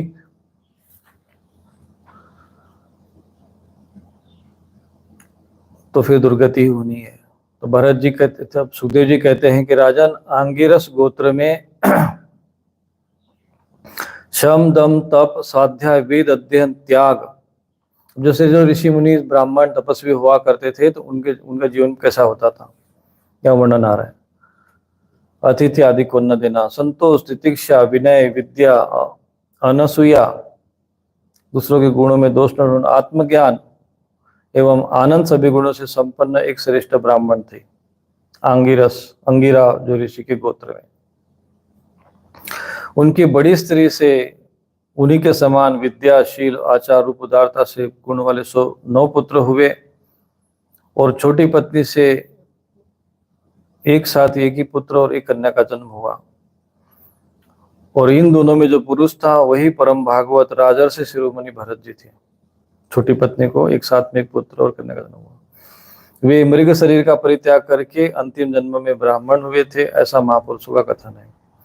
इस जन्म में भी भगवान की कृपा से अपनी पूर्व जन्म परंपरा का स्मरण रहने के कारण, पूर्व जन्म की तपस्या के कारण, वे इस आशंका से कहीं फिर कोई विघ्न उपस्थित न हो जाए, अपने स्वजनों के संसर्ग से बहुत डरते थे।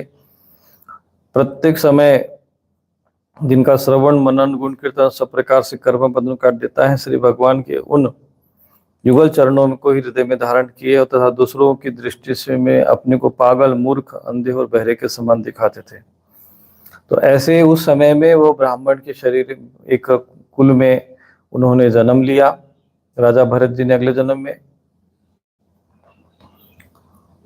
तो तो गुण संस्कार के अनुसार, और फिर वहाँ और ऐसे घर में जहाँ पर श्रम दम तपस्या आदि सब ऐसे एक श्रेष्ठ ब्राह्मण के घर में जन्म लिया और वहाँ पर भी अपना चिंतन मनन करते रहे, लेकिन बाहर ऐसा दिखाते रहे जैसे वो मूर्ख है, पागल है, बहरे हैं, अंधे गूंगे बहरे, एकदम पागल की तरह व्यवहार करते हैं। क्योंकि संसार में क्या है कि जैसे अंधा पागल गूंगा रहेगा तो कोई उसे प्रेम नहीं करेगा। पिता का तो उनमें उनमें भी वैसा ही स्नेह था, इसलिए ब्राह्मण देवता ने अपने पागल पुत्र के भी शास्त्रानुसार समावर्तन, विवाह से पूर्व के सभी संस्कार करने करने के विचार से उनका उपनयन संस्कार किया। यद्यपि वे चाहते नहीं थे तो भी पिता का कर्तव्य है पुत्र को शिक्षा दे। शास्त्र विधि उन्होंने सोच आचमन आदि आवश्यक कर्मों की शिक्षा दी, किंतु भरत जी तो पिता के सामने ही उनके उपदेश के विरुद्ध आचरण करने लगते थे। पिता चाहते थे कि वर्षा काल में से वेद अध्ययन आरंभ करा दूं, किंतु वसंत और ग्रीष्म ऋतु के चैत्र वैशाख ज्येष्ठ आषाढ़ 4 महीनों तक पढ़ाते रहने पर भी वे उन्हें व्यावृत्ति और शिरोमंत्र प्रणव के सहित त्रिपिता गायत्री भी अच्छी तरह से याद न करा सके। उनको सब याद था, लेकिन क्या है कि वो सब बाहर ऐसा दिखाते थे कि हमें कुछ याद नहीं है। ऐसा होने पर भी अपने इस पुत्र में उनका आत्मा अनुराग था, इसलिए उनकी प्रवृत्ति न होने पर भी पुत्र की अच्छी शिक्षा देनी चाहिए। इस अनुचित आग्रह से उस पर सोच और विद्याध्ययन शिक्षा देते थे, किंतु अभी पुत्र को सुशिक्षित देखने के उनका मनोरथ पूर्ण न हो पाया था और स्वयं भी भगवत भजन रूप अपने मुख्य कर्तव्य से अवसादा न कर केवल घर के कामों में व्यस्त रहते थे कि सदा सजग रहने वाले काल भगवान आखिर उनका भी अंत कर दे। उनकी भी पिता की मृत्यु हो गई। तब उनकी छोटी भार्य अपने गर्भ से उत्पन्न हुए दोनों बालक अपने स्वतः छोपकर स्वयं सती होकर पतिलोक में चली गई। माता पिता उनके मृतक हो गए। भरत जी के जो बड़े भाई थे कर्मकांड सबसे समझते थे, वे ब्रह्म ज्ञान रूप पराविद्या में सर्वथा अनभिज्ञ थे कि वह कर्मकांड को, उनके जो बड़े भाई थे, जो अब यहाँ पे भी इनको भरत जी का कहा गया, लेकिन इनका नाम यहाँ पे क्या कुछ दूसरा रहा होगा, लेकिन जो कि कथा के अनुसार समझाने के लिए उनको यहाँ पर शास्त्र में भरत जी की कहा गया, तो यहाँ पर उनका नाम हम लोग उनको जड़ भरत जी कहते हैं। तो यहाँ पर उनके जो भाई थे कर्मकांड को सर्वश्रेष्ठ समझते थे, ब्रह्म ज्ञान रूप पराविद्या से सर्वथा अनभिज्ञ थे। कुछ ऐसे पुरोहित होते हैं वर्ग ब्राह्मण कुल के लोग रहते हैं जो कर्मकांडों को सब कुछ समझते हैं और आत्मज्ञान पराविद्या ब्रह्म विद्या से अनभिज्ञ रहते हैं।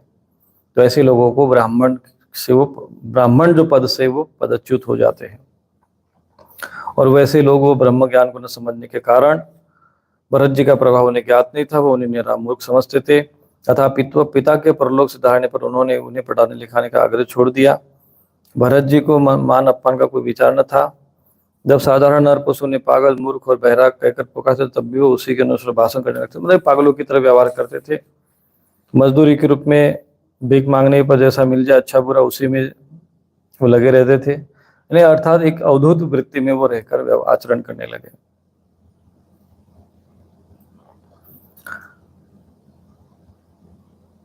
किसी समय डाकुओं के सरदार ने, जिनके सामंत शूद्र जाति के थे, पुत्र की कामना से भद्रकाली को मनुष्य की बलि देने का संकल्प किया। उसने जो पुरुष पशु बलि देने के लिए पकड़ मंगवाया था वो देववश उसके फंदे से निकलकर भाग गया। उसे ढूंढने के लिए उसके सेवक चारों ओर दौड़े, किंतु अंधेरी रात में आधी रात के समय उनका कोई पता न चला। इसी समय देवयोग से अकस्मात उनकी दृष्टि इन आंगिरस गोत्रीय ब्राह्मण कुमार पर, यानी भरत जी के जो उनका आंगिरस गोत्रीय ब्राह्मण कुमार जड़ भरत जी पर पड़ी, जो विरासन में बैठे हुए मृग वारा आदि जीवों से खेतों की रखवाली। उन्होंने देखा कि यह पशु तो बहुत अच्छा रक्षण वाला है, इससे हमारे स्वामी का कार्य अवश्य हो जाएगा। सोचकर वो उसको चंडिका के मंदिर में लेके गए। उन चोरों ने अपनी पद्धति के अनुसार विधि पूर्वक उनको अभिषेक और स्नान कराकर वस्त्र पहनवाए, नाना प्रकार के आभूषण चंदन मालन तिलक विभूषित कर अच्छी तरह भोजन कराए, फिर धूप दीप माला आदि सब सहित बलिदान की विधि से मृदंग ढोल बजाने लग गए। और उस जो उनको जड़ भरत जी को भद्रकाली के सामने नीचा सिर करके बैठा दिया। इसके पश्चात दस्युराज के पुरोहित बने हुए लुटेरे ने उस नर पशु के रुधिर से देवी को तृप्त करने के लिए देवी मंत्रों से विमंत्रित एक तीक्ष्ण खड्ग उठाया। चोर स्वभाव से तो रजोगुणी तमोगुणी थे ही, तन के मत से उनका चित्त और भी उन्मत्त हो गया था, हिंसा में भी उनकी स्वाभाविक रुचि थी। उस समय वे भगवान के अंश स्वरूप उन योगी का तिरस्कार करके स्वच्छंदता से कुमार्ग की ओर बढ़ रहे थे। आपातकाल में भी जिस हिंसा का अनुमोदन किया गया है उसे भी ब्राह्मण वध का, उसमें भी ब्राह्मण व सर्वदा निषेध है, तो भी वे साक्षात ब्रह्म भाव को प्राप्त हुए। वेरहीन और समस्त प्राणी कृतिक ब्राह्मण कुमार की बलि देना चाहते थे। ये भयंकर कुकर्म देखकर जो देवी भद्रकाली के शरीर में अति दुस्सह ब्रह्म तेज से दाह होने लगा। अब जो भद्रकाली जो देवी थी, जो वहां पे मूर्ति थी, वो भी उस, चूंकि वो ब्रह्म तेज से संपन्न ब्रह्मज्ञानी महापुरुष थे, तो उस ब्रह्म तेज से वो जो देवी थी वो भी जो है अशांत हो गई और एकाएक मूर्ति को फोड़कर प्रकट हो गई। अत्यंत असहनशीलता और क्रोध के कारण उनकी भौवें चढ़ी हुई थी, क्योंकि उस ब्रह्म तेज को सहन नहीं कर पाई, तथा कराल दाढ़े और चढ़ी हुई लाल आंखों के कारण उनका चेहरा भयानक जान पड़ता था। उनके इस विकराल वेश को देखकर ऐसा जान पड़ता था मानव भी संसार का संहार कर डालेगी। उन्होंने क्रोध में तड़क कर वहां भीषण अट्टहास किया और उछलकर उस अभिमंत्रित खड़ग से उन सारे पापियों के सिर उड़ा दिए। तो भगवती भद्रकाली जो है वो इसलिए ब्रह्मज्ञानी महापुरुष, जो संत महापुरुष होते हैं, ब्रह्मज्ञानी होते, ब्रह्म तेज से संपन्न रहते हैं। तो मूर्ख लोग जो है, जो रजोगुण तमोगुण से घिरे रहते हैं, ऐसे लोग ब्रह्मज्ञानी महापुरुषों के ब्रह्म तेज को देख नहीं पाते हैं, परंतु जो देवी और देवता जो स्वरूप में भी होते हैं वो उन ब्रह्म तेज को अनुभव करते हैं। जो साधक हो, भक्त हो, ऐसा व्यक्ति ही किसी संत महापुरुषों के ब्रह्म तेज का अनुभव कर सकता है। परंतु जो रजोगुण और तमोगुण और पैशाचिक बाधाओं से ग्रसित होते हैं, ऐसे नर पिशाच जो होते हैं, नराधम, उन संत महापुरुषों की ब्रह्म तेज को जानते नहीं है और अपने उनका निरादर अपमान करके अपने कुल का नाश करते हैं। तो वो भगवती भद्रकाली उनके ब्रह्म तेज को सहन नहीं कर पाए और फिर वो प्रकट हो गए और क्रोध के मारे उसी खड़ग से उन सारे जितने भी चोर थे, पापी थे, उन सबका सिर उड़ा दिया। तो इसलिए ये नहीं है कि जो भगवती की उपासना कर रहे हैं तो वो सारे पुण्यात्मा है। उनको कहा कि उनको पापियों के सिर उड़ा दिया, तो कहा कि पापी थे। क्यों? क्योंकि दूषित भावना से, अशास्त्रीय पद्धति से इस प्रकार के बलि देना, जीवों की हिंसा करना, ये सब अशास्त्र पद्धति से उपासना है। बलि के लिए उन पशुओं क्या बलि दी जाती है जो किसी काम के नहीं है। अब चूंकि बेचारा वो पशु योनि में है, अब किसी काम का नहीं है, तो फिर बात अलग है। तो उसको देवी के जो, यदि विधि विधान के साथ तंत्र पद्धति से जो क्षत्रिय राजा हुआ करते थे, उन्हीं को ही ये बलि देने का अधिकार होता है। बलि आदि देने का जो शास्त्रों में वर्णन आता है, देवी उपासना, युद्ध की जो शक्तियां होती है, उग्र शक्तियां होती है, जो युद्ध करने वाली जो शक्तियां होती है, जैसे भगवती काली, छिन्नमस्ता, भगवती दुर्गा, इनकी उपासना के लिए बलि का विधान है। कभी आपने देखा होगा पशुओं की बलि का विधान आता है। तो ये केवल और केवल हिंसा जिनके लिए धर्म है,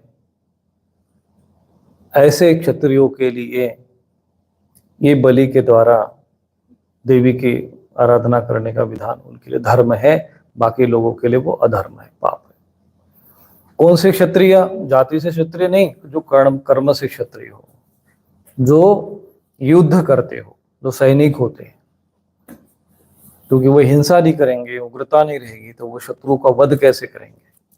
इसलिए ट्रेनिंग देते समय आपने देखा होगा, सैनिकों को ट्रेनिंग देते समय उनको जो है जीवों की हत्या करना, या इस प्रकार के जैसे मुर्गा आदि जो वो होते हैं, तो उनको मारना, तो इस प्रकार के जो है उनसे कर्म करवाए जाते हैं, ताकि उनके अंदर किसी प्रकार का, किसी की जब शत्रु मारना, जो शत्रु उत्पन्न हो, जब शत्रु सामने रहे, तो उसको मारते समय किसी प्रकार का भय, ग्लानि आदि न हो, उसका अभ्यास। इसलिए उनके लिए ये सब विधान है। तो जो युद्ध करना जिनका कर्म है, हिंसा करना जिनके लिए धर्म है, हिंसा मतलब शत्रुओं का वध करना, राष्ट्र की रक्षा करने में जो बाधक, राष्ट्र की उन्नति में जो बाधक है, ऐसे लोगों की हिंसा करना जिनका धर्म है, ऐसे क्षत्रियों के लिए, वो क्षत्रिय होते जाते। वो जाति वाली बात यहाँ नहीं होती है, लेकिन लोगों ने जन्म से जो है क्षत्रिय, जन्म से, वो जाति अलग विषय हो गया, वर्ण अलग विषय हो गया, लेकिन ये धर्म का ज्ञान रहा नहीं। जाति धर्म की खिचड़ी बना दी।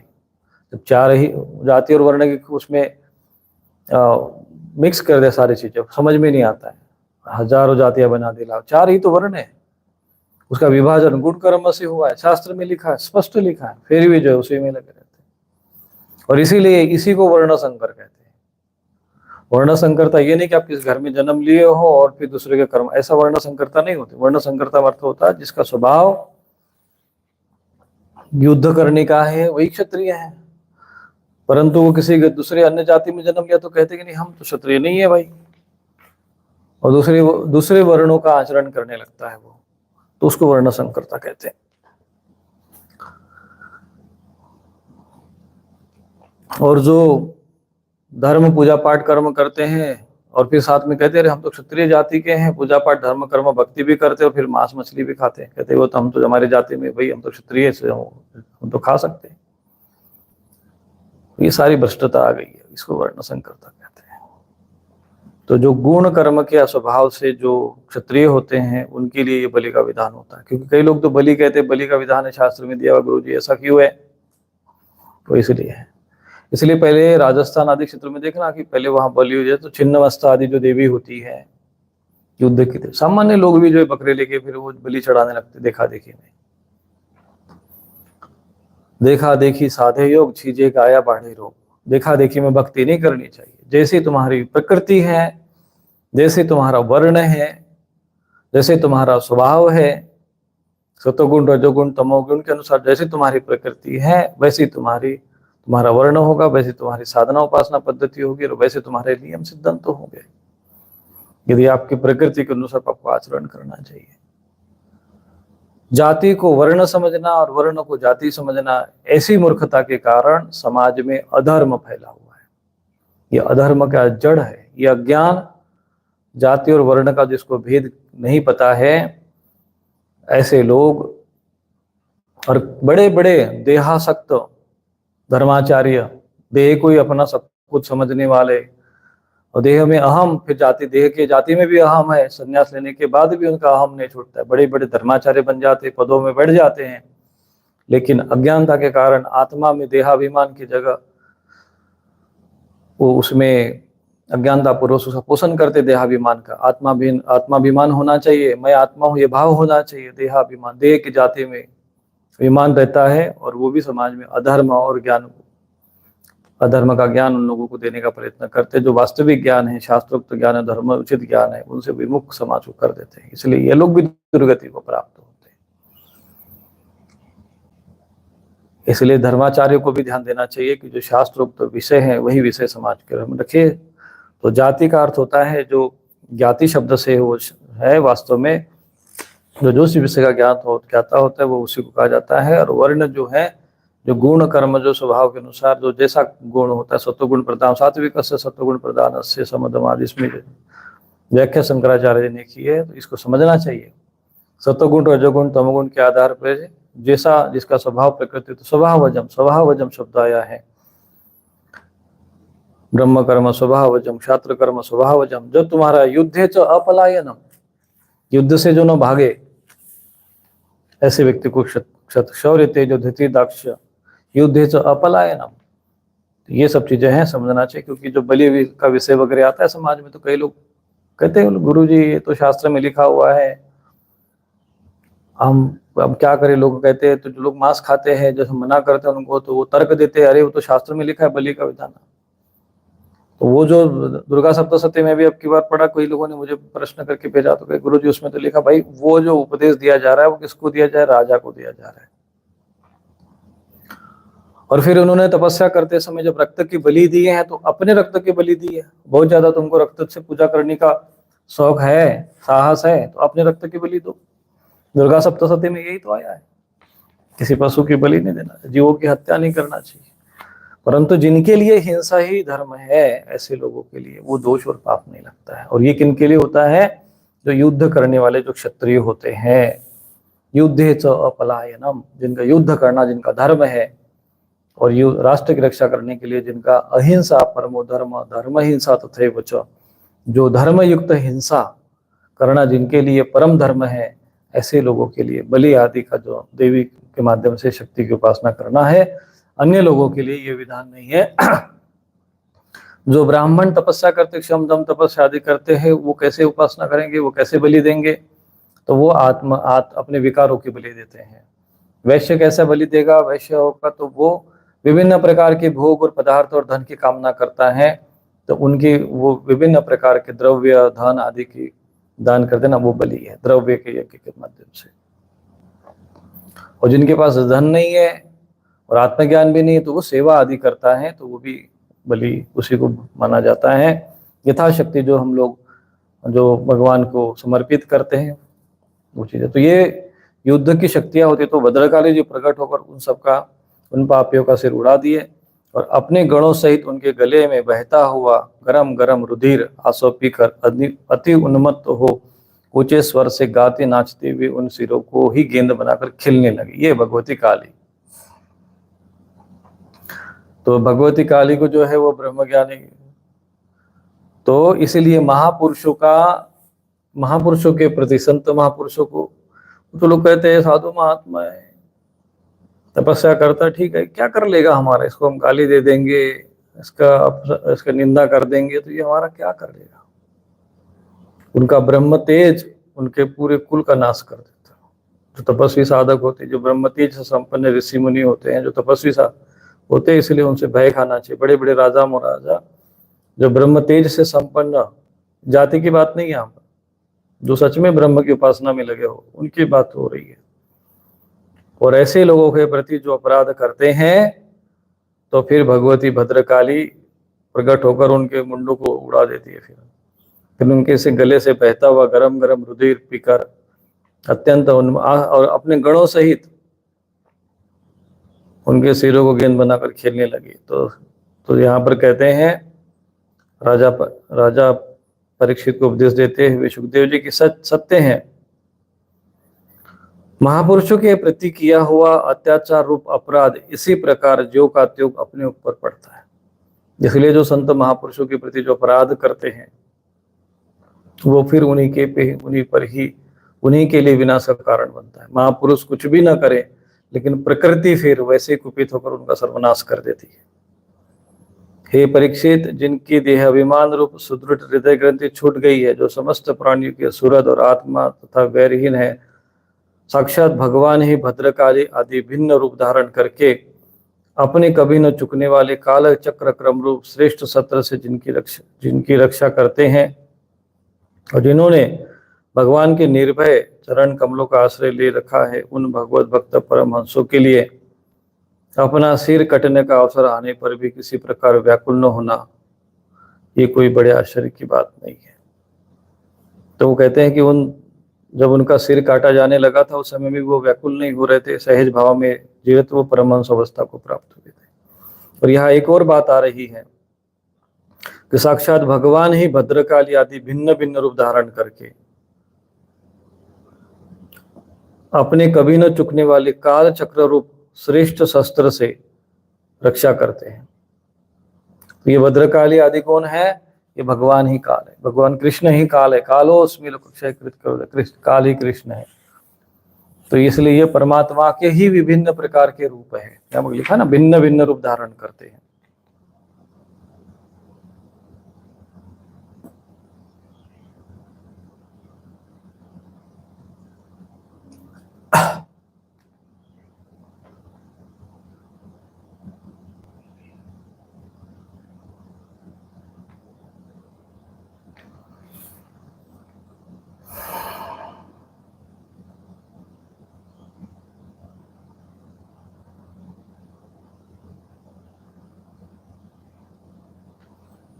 इस प्रकार से ये आता है जड़ भरत जी का वर्णन। फिर जड़ भरत और राजा रघुवन की भीड़ होती। राजन, एक बार सिंधु सोवीर देश का स्वामी राजा, जिसका नाम था रहुगण, पालकी पर चढ़कर जा रहा था। सिंधु सोवीर कोई तट रहा होगा, सिंधु नदी के किनारे, पंजाब आदि के क्षेत्र में। वह इक्षुमती नदी के किनारे पहुंचा, तब उसकी पालकी उठाने वाले कहारों के जमादारों को एक कहार की आवश्यकता पड़ी। कहार की खोज करते समय देववश उसे ये ब्राह्मण कुमार जो जड़ भरत जी मिले। इन्हें देखकर सोचा कि ये मनुष्य रिष्ट पुष्ट है, अंग वाला है, इसलिए इसको ये बैल या गधे के समान अच्छी तरह बोझा ढो सकता है। ये सोचकर उसने बेगार में पकड़े हुए अन्य कहारों के साथ इन्हें भी लगा दिया, पालकी में लगा दिया। अब महात्मा भरत जी यद्यपि किसी प्रकार इस कार्य के योग्य नहीं थे, तो भी वह बिना बोले चुपचाप अपना पालकी रखते। तो जो अवधूत महापुरुष के संत होते हैं वो ऐसे होते हैं, उनको कोई मतलब नहीं, मान मिले अपमान मिले, भाई किसी ने कहा चलो ये बोल, तो ये बहुत बड़ी ऊंची अवस्था है। और इस ऊंची अवस्था में जीने वाले महापुरुषों को परमहंस कहते हैं। जिनके नाम के आगे परमहंस टाइटल लग गया उनको परमहंस मत समझिए, क्योंकि परमहंस शब्द जो है, जो परमहंस होते हैं उनको उसकी आवश्यकता नहीं पड़ती है। समाज उनको मान करे अपमान करे उसकी वो चिंता में नहीं पड़ते हैं, जो सच में परमहंस है। तो माना कि ये बात अलग है कि उनके जाने के बाद उनके शिष्य समुदाय जो उनको परमहंस कहे हुए एक अलग विषय है, परंतु वास्तव में ये सदैव ध्यान रखना चाहिए कि ये सब अपने नाम के आगे जब परमहंस लगाकर, तो परमहंस ऐसे नहीं, परमहंस ऐसे होते हैं जिनको देह के प्रति बिल्कुल भान नहीं रहता है, कोई मान नहीं, कोई अपमान नहीं, कोई चिंतन नहीं, ऐसे अवस्था वाले को परमहंस सन्यासी होते हैं। तो सन्यासियों में भी जो 4 प्रकार के सन्यासी है, उसमें जो परमहंस अवस्था के जो सन्यासी होते हैं वो ऐसे होते हैं। वे द्विजवर कोई जीव पैरों तले न दब जाए, इस डर से आगे की एक बाण पृथ्वी देखकर चलते थे, इसलिए दूसरे कहारों के साथ उनकी चाल का मेल नहीं खाता था। जब पालकी टेढ़ी टेढ़ी होने लगी, तब ये देखकर राजा रहुगण ने पालकी उठाने वालों से कहा, अरे कहारो, अच्छी तरह चलो, पालकी को इस प्रकार ऊंची नीची करके क्यों चलते हो। तब अपने स्वामी का ये आक्षेप युक्त वचन सुनकर कहारों ने को डर लगा कि कहीं राजा उन्हें दंड न दे। उन्होंने राजा से इस प्रकार निवेदन किया। राजा कहा कि महाराज, ये हमारा प्रमाद नहीं है, हम आपकी नियम मर्यादा के अनुसार ठीक ठीक पालकी चला रहे हैं, परंतु ये नया जो कहार आया है, अभी अभी पालकी में लगाया गया है, तो भी ये जल्दी जल्दी नहीं चलता, हम लोग इसके साथ पालकी नहीं ले जा सकते। कहारों के ये दीन वचन सुनकर राजा रहुगण ने सोचा, संसर्ग से उत्पन्न होने वाला दोष एक व्यक्ति में होने पर भी उससे संबंध रखने वाले सभी पुरुषों में आ जाता है, इसलिए यदि उसका प्रतिकार न किया गया तो धीरे धीरे सभी कहार अपनी चाल बिगाड़ देंगे। ऐसा सोचकर राजा रहुगण को कुछ क्रोध आया।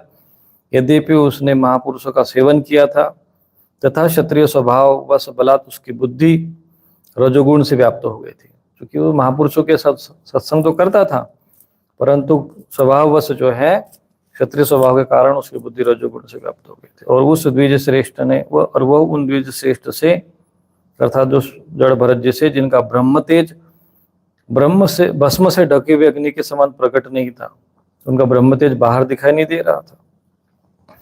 इस प्रकार व्यंग्य भरे वचन के अंदर राजा ने कहा कि अरे भैया, बड़े दुख की बात है, अवश्य तुम बहुत थक गए हो, ज्ञात होता है तुम्हारे इन साथियों ने तुम्हें तनिक सा सहारा नहीं लगाया, इतनी दूरी से तुम अकेले ही बड़ी देर देर से पालकी ढोते चले आ रहे हो, तुम्हारा शरीर भी तो विशाल मोटा ताजा अट्टा कट्टा तो नहीं है।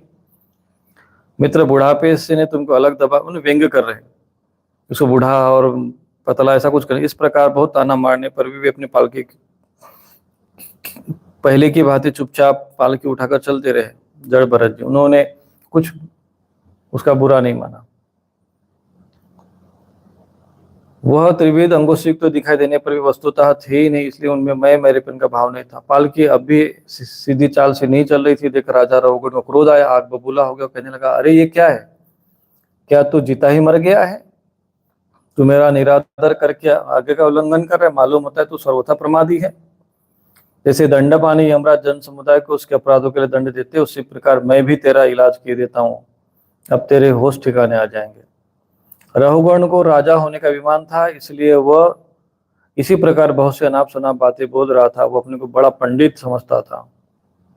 अतः तम और रज युक्त विमान के वशीभूत होकर उसने भगवान के अन्य प्रतिपात्र भक्त श्री भरत जी का तिरस्कार कर डाला। योगेश्वरों की विचित्र करनी और कहनी तो उसने कुछ पता नहीं थी। उसकी ऐसी कच्ची बुद्धि देखकर वे संपूर्ण प्राणियों के सुरत और आत्मा ब्रह्मभूत ब्राह्मण देवता श्री भरत जी मुस्कुराए और बिना किसी प्रकार का अभिमान किए इस प्रकार कहने लगे। जड़ भरत जी ने कहा राजन, तुमने जो कुछ कहा वह यथार्थ है, इसमें कोई उलाहना नहीं है। यदि भार नाम की कोई वस्तु है तो ढोने वाले के लिए है, यदि कोई मार्ग है तो चलने वालों के लिए। मोटापा भी उसी का है। ये सब शरीर के लिए कहा गया है, आत्मा के लिए नहीं। ज्ञानी जन ऐसी बात नहीं करते। स्थूलता, कृष्यता, आदि, व्याधि, भूख, ये देखना, अभी नोट कर लेना इस बात को कि शरीर के धर्म क्या है। स्थूलता, कृष्यता, आदि, व्याधि, भूख, प्यास, भय, कलह, इच्छा, बुढ़ापा, निद्रा, प्रेम, क्रोध, अभिमान, ये सब धर्म जो है देहाभिमानियों के हैं। देहाभिमानी जो पुरुषों के होते हैं। मुझे में इनका कोई लेश मात्र नहीं है। राजन, तुमने जो जीते जी मरने की बात कही, सो जितने भी विकारी पदार्थ है उन सभी में नियमित रूप से ये दोनों बातें दिखी जाती, क्योंकि वे सभी आदि रत्व वाले हैं।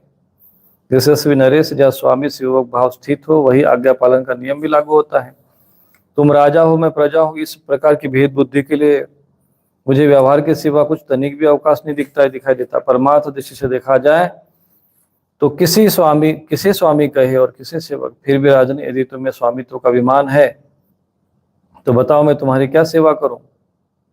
हे राजन, मैं मत्त, उन्मत्त और जड़ के समान अपनी ही स्थिति में रहता हूं। मेरा इलाज करके तुम्हें क्या हाथ लगेगा। यदि मैं वास्तव में जड़ और प्रमादी ही हूं तो भी मुझे शिक्षा देना पिसे हुए को पीसने के समान व्यर्थ होगा। सुखदेव जी कहते, परीक्षित, मुनिवर जड़ भरत जी यथार्थ तत्व का उपदेश करते हुए इतना उत्तर देकर मौन हो गए। उनका देहात्म बुद्धि का हेतुबद्ध अज्ञान निवृत्त हो चुका था, इसलिए वो परम शांत हो गए। इतना कहकर भोग द्वारा प्रारब्ध क्षय करने के लिए वे पहले की भांति पालकियों को कंधे पर लेकर चलने लगे। सिंधु, सोवीर, नरेश, रहुगण भी अपनी उत्तम श्रद्धा के कारण तत्व जिज्ञासा का पूर्ण अधिकारी था, क्योंकि उस राजा के जो रहुगण था इसके अंदर तत्व जिज्ञासा थी। ये पालकी में बैठकर अनेक साधु महात्माओं के आश्रमों में जाता था तत्व ज्ञान प्राप्त करने के लिए। तत्व जिज्ञासु था ये। जब उसने उस द्विज श्रेष्ठ के अनेकों योग ग्रंथों से समर्थित और हृदय की ग्रंथि का छेदन करने वाले ये वाक्य सुने, तब वो तत्काल पालके से उतर पड़ा। वो समझ गया कि ये कोई साधारण पुरुष नहीं है। जिस प्रकार की उत्तम जो बात, जिस तरह से आत्मज्ञान की बात ये कह रहा है, ये कोई साधारण पुरुष नहीं हो सकता, क्योंकि ये तो बहुत हृदय ग्रंथि से समर्थित और हृदय की ग्रंथि का छेदन करने वाले ये वाक्य इसने कहे हैं। उनका राजमद सर्वथा दूर हो गया। वो उनके चरणों में सिर रखकर अपना अपराध क्षमा कराते हुए इस प्रकार कहने लगा कि हे देव, आपके द्विजों का चिन्ह युगोपवित, आपने द्विजों का चिन्ह युगोपवित धारण कर रखा है। बतलाइए, इस प्रकार प्रच्छन्न भाव से विचरण करने वाले आप कौन है। कहीं आप दत्तात्रेय मुनि आदि अवधूतों में से कोई है। उनको लगा कि कहीं ये जो जड़ के वहां पे जो दिव्य महापुरुष जा रहे हैं, दिव्य ज्ञान संपन्न और एकदम दिव्यता को, ये कहीं आप दत्तात्रेय नामक अवधूत तो नहीं है। आप किसके पुत्र हैं और आपका जन्म कहाँ हुआ है और यहाँ कैसे आपका पदार्पण हुआ। यदि आप हमारा कल्याण करने पधार है तो क्या आप साक्षात स्वयं सत्वमूर्ति भगवान कपिल जी ही तो नहीं है।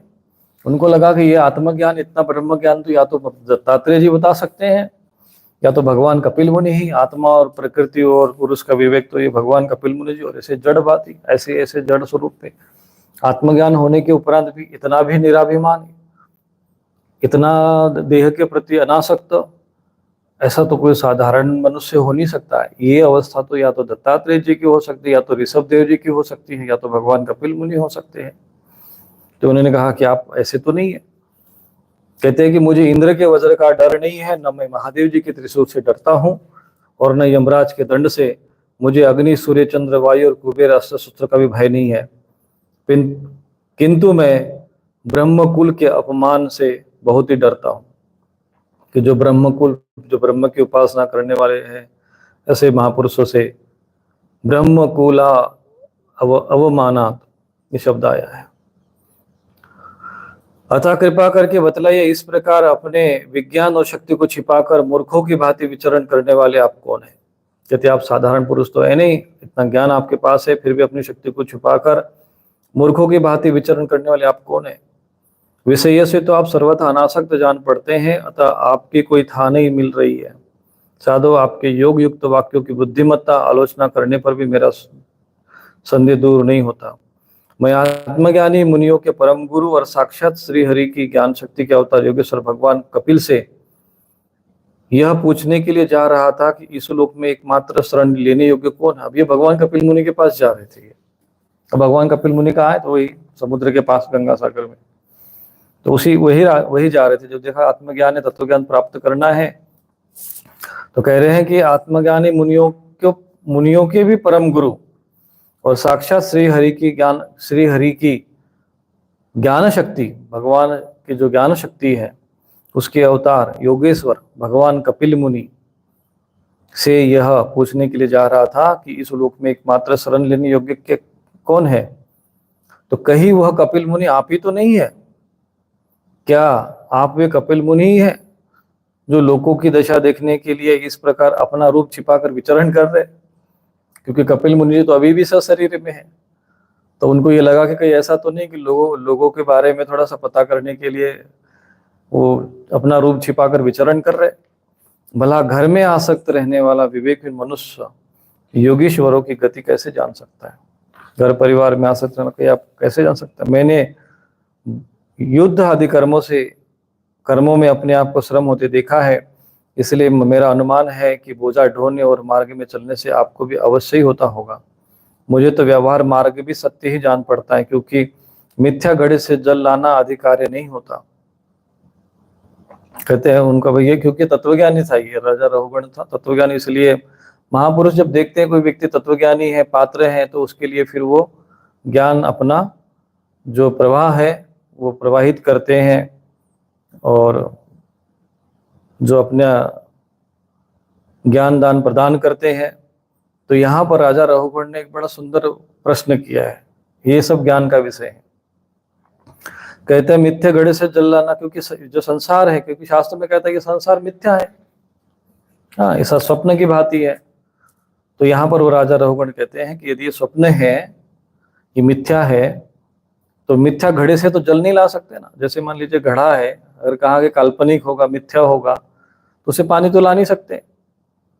तो कहता है कि मिथ्या घड़े से जल लाना तो कार्य नहीं हो सकता, अर्थात देहादि के धर्म का आत्मा पर भी प्रभाव ही नहीं होता, ऐसी बात भी नहीं है। उनका ये कहने का तात्पर्य है कि देह संसारी मिथ्या को होता तो उसका आत्मा पर तो प्रभाव होना चाहिए।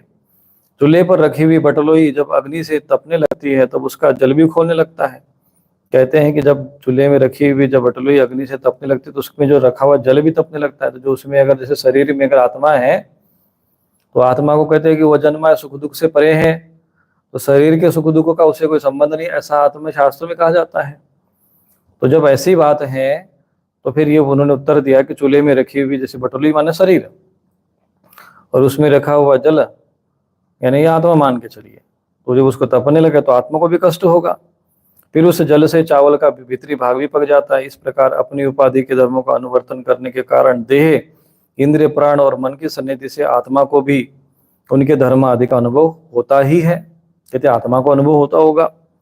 आपने जो दंडादि की व्यर्थता बताई, सो राजा तो प्रजा का शासन पालन करने के लिए किया हुआ उनका दासी है, उनका उन्मत्त आदि को दंड देना पिसे हुए पीसने से व्यर्थ नहीं हो सकता, क्योंकि अपने धर्म का आचरण करना भगवान की सेवा करना है।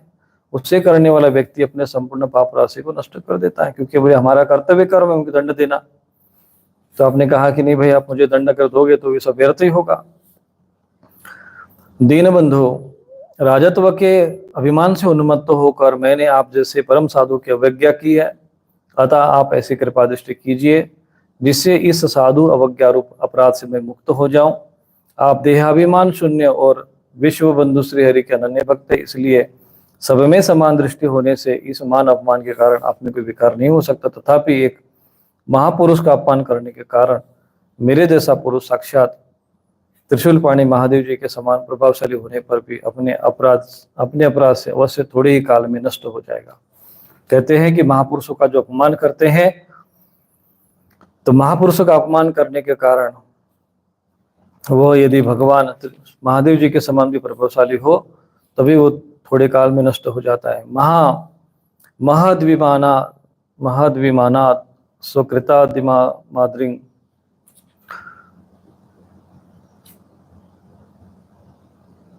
ये जो श्लोक आया हुआ है इसका यही अर्थ है कि महान पुरुषों का अपमान करने के कारण जो महत अवस्था को प्राप्त हैं, ऐसे महापुरुष का अपमान करने पर यदि भगवान महादेव के समान भी कोई हो प्रभावशाली हो, तभी वो नष्ट हो जाता है। तो जड़ भरत जी ने फिर उनको उपदेश कहा कि राजन, तुम अज्ञानी होने पर भी पंडितों के समान ऊपर ऊपर की तर्क वितर्क बातें कर रहे हो, इसीलिए श्रेष्ठ ज्ञानियों में तुम्हारी गणना नहीं हो सकती। तत्वज्ञानी पुरुष इस अविचार सिद्ध स्वामी सेवक व्यवहार को तत्व व्यवहार के समय सत्य रूप में स्वीकार नहीं करते। जब तत्व ज्ञान में स्थित होते हैं तो फिर वो तत्वज्ञानी पुरुष उसको स्वीकार नहीं करते। लौकिक व्यवहार के समान ही वैदिक व्यवहार भी सत्य नहीं है। लौकिक व्यवहार और वैदिक व्यवहार ये दोनों अलग हो गए, ये ध्यान रखना। क्योंकि वेद वाक्य भी अधिकतर गृहस्थ जन उचित यज्ञ विधि के विस्तार में ही व्यस्त है। वेद वाक्य में न वेदवादेशु ही तत्ववाद।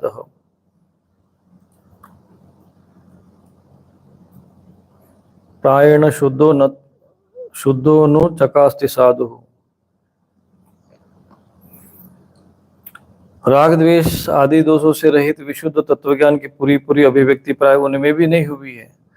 जिसे गृहस्थ उचित यज्ञादि कर्मों से प्राप्त होने वाले स्वर्ग आदि सुख स्वप्न के समान हेय नहीं जान पड़ता, उसी तत्वज्ञान कराने में साक्षात उपनिषद वाक्य भी समर्थित नहीं है। जब तक मनुष्य का मन सत्व रज तथा तमोगुण के वशभूत रहता है, तब तक वह बिना किसी अंकुश के उसकी इंद्रिया और कर्म इंद्रियों से शुभ अशुभ कर्म करता रहता है। जो मनुष्य है सत्व रज और तम के वशीभूत रहता है, तब वो उसके जो ज्ञान इंद्रिया कर्म इंद्रियों के माध्यम से शुभ और अशुभ कर्म होते रहते हैं। यह मन वासनामय, विषयासक्त, गुणों से प्रेरित, विकारी और भूत और इंद्रिय रूप 16 कलाओं में मुख्य है। यदि भिन्न भिन्न नामों से देवता मनुष्यादि रूप धारण करके शरीर रूप उपाधि के भेद से जीव की उन्मत्तता और अधमता का कारण होता है। भरता जी बता रहे हैं कि ये मन ही जो है ये विभिन्न रूप धारण करके ये कभी उधम और उत्तम होता है। मतलब कभी ये देवता, ये मन ही जो है कभी मनुष्य बन जाता है, तो कभी मनुष्य आदि रूप धारण करके मनुष्य रूप में चला जाएगा तो उत्तम गति हो गई, मतलब मध्यम गति हो गई, पशु में निम्न गति हो गई, देव शरीर मिल गया तो ये अधम गति हो गई। तो कहते हैं कि ये सब मन ही है। ये मायामय मन संसार चक्र में चलने वाला है। यदि यही अपने देह के अभिमानी जीव से मिलकर उसे काल क्रम से प्राप्त सुख दुख और इससे व्यतिरिक्त मोहरूप अवश्यम भावी फलों की अभिव्यक्ति करता है। जब तक ये मन रहता है तभी तक जागृत और स्वप्न अवस्था व्यवहारिक व्यवस्था का व्यवहार प्रकाशित होकर जीव का दृश्य बना रहता है। तो जब तक ये मन है, ये सत्वगुण रजगुण तमगुण ये संसार जो कुछ भी है ये मन के कारण है। तो कहते हैं कि जब तक मन रहता है तभी ये सब जागृत स्वप्न सुसुप्ति आदि जो ये व्यवहार है ये प्रकाशित होकर जीव का दृश्य बनता है। इसीलिए पंडित जन जो ज्ञानी पुरुष है वो मन को ही त्रिगुण में अदम संसार का और गुणातीत परम उत्कृष्ट मोक्ष पथ का कारण बताते। वही बात जो महामुनि कपिल मुनि जी बताई, मन एवं मनुष्यानाम कारणम बंधो मोक्षयो, वही विषय यहाँ पर भी बात आ रही। बस विषय एक ही, ज्ञान एक ही है, मन ही मुख्य है। अब इसी को तत्वज्ञानी महापुरुष दूसरे रूप में कहते हैं, योग में चित्त के कहते हैं, भक्ति मार्ग में भी मन को भगवान में लगाना है संसार से हटाकर। तो विषय वही है, ये मन ही जो है बंधन और मोक्ष का कारण है, जैसा कि कपिल मुनि जी ने अपनी माता को उपदेश समय प्रथम में कहा था। और भगवद गीता में भी है, मन एवं मनुष्यानाम कारणम बंधन मोक्षयो। तो विषयासक्त मन जीव को संसार संकट में डाल देता है। विषय ही होने पर वही उसे शांति में मोक्ष पद प्राप्त करा देता है। जिस प्रकार घी से भीगी हुई बत्ती को खाने वाले दीपक से तो धुएं वाली शिखा निकलती रहती है, और जब घी समाप्त हो जाता है तब वो अपने कारण अग्नि तत्व में लीन हो जाता है। उसी प्रकार विषय और कर्मों से आसक्त हुआ मन तरह तरह की वृत्तियों का आश्रय लिए रहता है, और उनसे मुक्त होने पर वो अपने तत्व में लीन हो जाता है। तो ये कहता है ये जो संसार है ये जब विषयासक्त होता है तो ये संसार संकट में डालता है, और यही मन यदि विषयहीन हो गया तो उसे शांति में मोक्ष पद प्राप्त करा देता है। मन एवं मनुष्यानाम कारणम बंध मोक्षयो। जिस प्रकार घी से भीगी हुई बत्ती को खाने वाले दीपक से तो धुएं वाली शिखा निकलती रहती है, और जब घी समाप्त हो जाता है तो वो अपने कारण अग्नि तत्व में लीन हो जाता है। जैसे अपन दीपक से धुआं अग्नि निकलता है, उसी प्रकार विषय और कर्मों में आसक्त हुआ मन तरह तरह वृत्तियों का आश्रय लिए। अब यहाँ पर मन की वृत्ति या चित्त वृत्ति से जो विषय आता है, तो इसलिए तरह तरह की वृत्ति आश्रय लिए रहता है और उनसे मुक्त होने पर वो अपने तत्व में लीन हो जाता है। हे वीरवर, 5 कर्मेंद्रिय, 5 ज्ञानेंद्रिय और 1 अहंकार, ये मन की वृत्तियां है। जो ज्ञानेंद्रिय, कर्मेंद्रिय और अहंकार है, ये मन की वृत्तियां, तथा 5 प्रकार के कर्म, 5 तन्मात्रा और 1 शरीर, ये 11 उसके आदिभूत विषय कहे जाते हैं। कि जो मन की वृत्तियां हैं, अब जैसे योग ज्ञान मार्ग में मन की वृत्ति का विषय यहाँ पर आया हुआ है, और जैसे हम लोगों ने वहां पर योग मार्ग में चित्त की वृत्ति कहते हैं, यहाँ पर ज्ञान मार्ग में मन की वृत्ति आ गई।